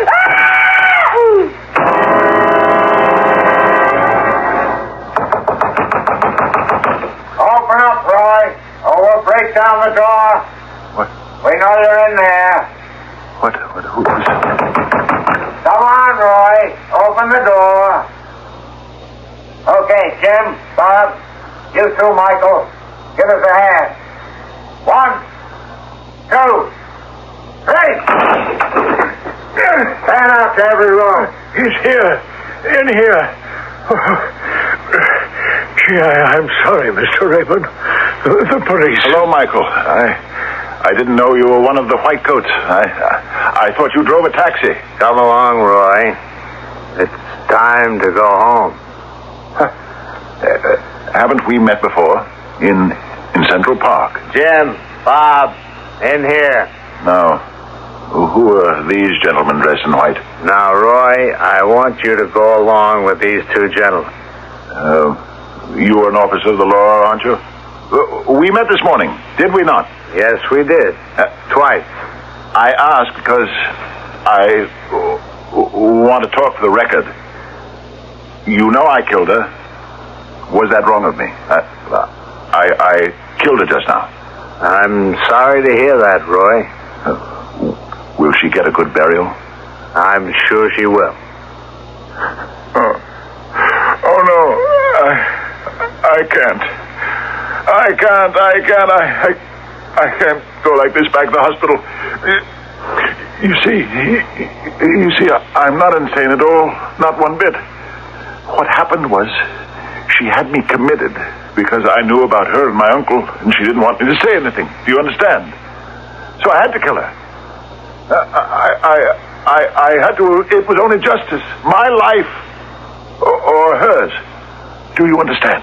Of course I understand, Roy. I was going to pretend I was still insane and get off free, but I can't. No, I killed her. I killed her. Roy, I want you to go along now with Jim and Bob and put all this out of your mind. Everything's going to be all right. Oh, I couldn't do that. I have to die now. Don't you see? I have to die now. I have to pay for what I did. Put it out of my mind. I couldn't. I'd never have a moment's peace. I have to die, Horatio. I am dead, Horatio. Wretched queen. Adieu. You that look pale and tremble at this chance, that are but mutes for audience to this act. Had I but time, I could tell you, but let it be. Take him out, boy. Let it be. Let it be. Goodbye, dear friends. Goodbye. It's so sad and so terrible, officer. He seems so normal. How did you know? I've been following him all day. What was he talking about? Killing someone? This place is empty. There's no one here. What is it that Shakespeare says? There's nothing good or bad, but thinking makes it so. Roy Rayburn actually believed he did kill someone right here.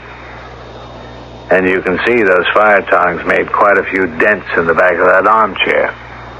But why would he do that in a deserted house? The men from the hospital say this is the third time in 9 years Rayburn has given them the slip. Each time he comes right out here where he used to live, and each time he goes through the same ritual of murder. You mean his mother's not dead? No. No, she lives with her sister. 9 years ago today, his mother was going to remarry. Roy was one of the wedding guests, naturally. The ceremony to take place right here. And when the clergyman said, "If any of you know cause why these two persons should not be joined together, come forth and declare it," Roy Rayburn came forward and said, "I declare it." And then and there killed the man who would have been his stepfather. Not with fire tongs. No. Ran him through with the sword he used in Hamlet. Not long afterwards, Roy was committed. What an end to a great actor's life.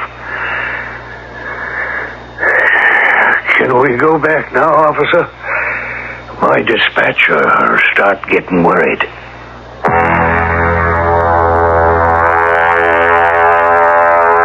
One man in his time plays many parts. So it was with Roy Rayburn. The sorrow and uncertainty he acted as a young student Hamlet, Roy actually suffered in life. As Hamlet, his hands were tied with indecision. In real life, he played the part to the end and had his revenge. I shall return shortly. You may feel it's an embarrassing subject, but since 1 out of every 3 people suffers hemorrhoid symptoms at some time, you should know about Preparation H. Preparation H gives prompt, temporary relief from occasional pain and itch in many cases. But Preparation H does more. Actually helps shrink swelling of hemorrhoidal tissues caused by inflammation. With so many having the problem, it's comforting to know that Preparation H helps shrink swelling of hemorrhoidal tissues. Ointment or suppositories. Use only as directed. This is Helen Van Slyke. I wrote The Heart Listens and The Mixed Blessing. My newest paperback, The Best Place to Be, is the heartwarming story of Sheila Callahan. Widowed after 27 years of marriage, she suddenly faces a single life. From a tragic affair with a younger man to the ultimate understanding of herself and her children, Sheila experiences the emotions millions of women will recognize. I hope you'll like The Best Place to Be from Popular Library. Heartburn sufferers, all antacids are not alike. Digel is different. You see, trapped gas often churns up with excess stomach acid. That's misery. Plain antacids have nothing to relieve this problem. But Digel adds a special anti-gas medicine to its soothing antacids. This Digel difference means trapped gas breaks up fast, as Digel relieves heartburn fast. So get more complete relief. Get the Digel difference. Use only as directed when needed. Digel. This is Danny Thomas. St. Jude Children's Research Hospital is the only institution in the world dedicated solely to conquering childhood cancer and other deadly diseases that strike children. Advances made there are now saving children everywhere, not just in our country, but all over the world. St. Jude has made giant strides, but we've really only just begun to unravel these deadly mysteries. Please help when you're asked, or write to St. Jude Children's Research Hospital, Memphis, Tennessee, for further information.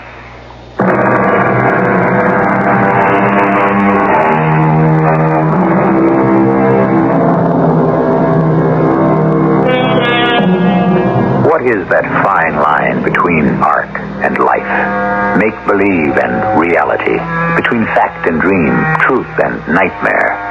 Is it true, as Hamlet himself says, there is nothing either good or bad, but thinking makes it so? So ends our tale of an actor who held the mirror up to nature, saw himself with motive, costume, and weapon, and believed he was the character he played. Our cast included Fred Gwynne, Anne Petoniak, Robert Dryden, and Court Benson. The entire production was under the direction of Hyman Brown. Radio Mystery Theater was sponsored in part by Sign-Off, the Sinus Medicines, and Buick Motor Division. This is E.G. Marshall inviting you to return to our Mystery Theater for another adventure in the macabre. Until next time, pleasant dreams.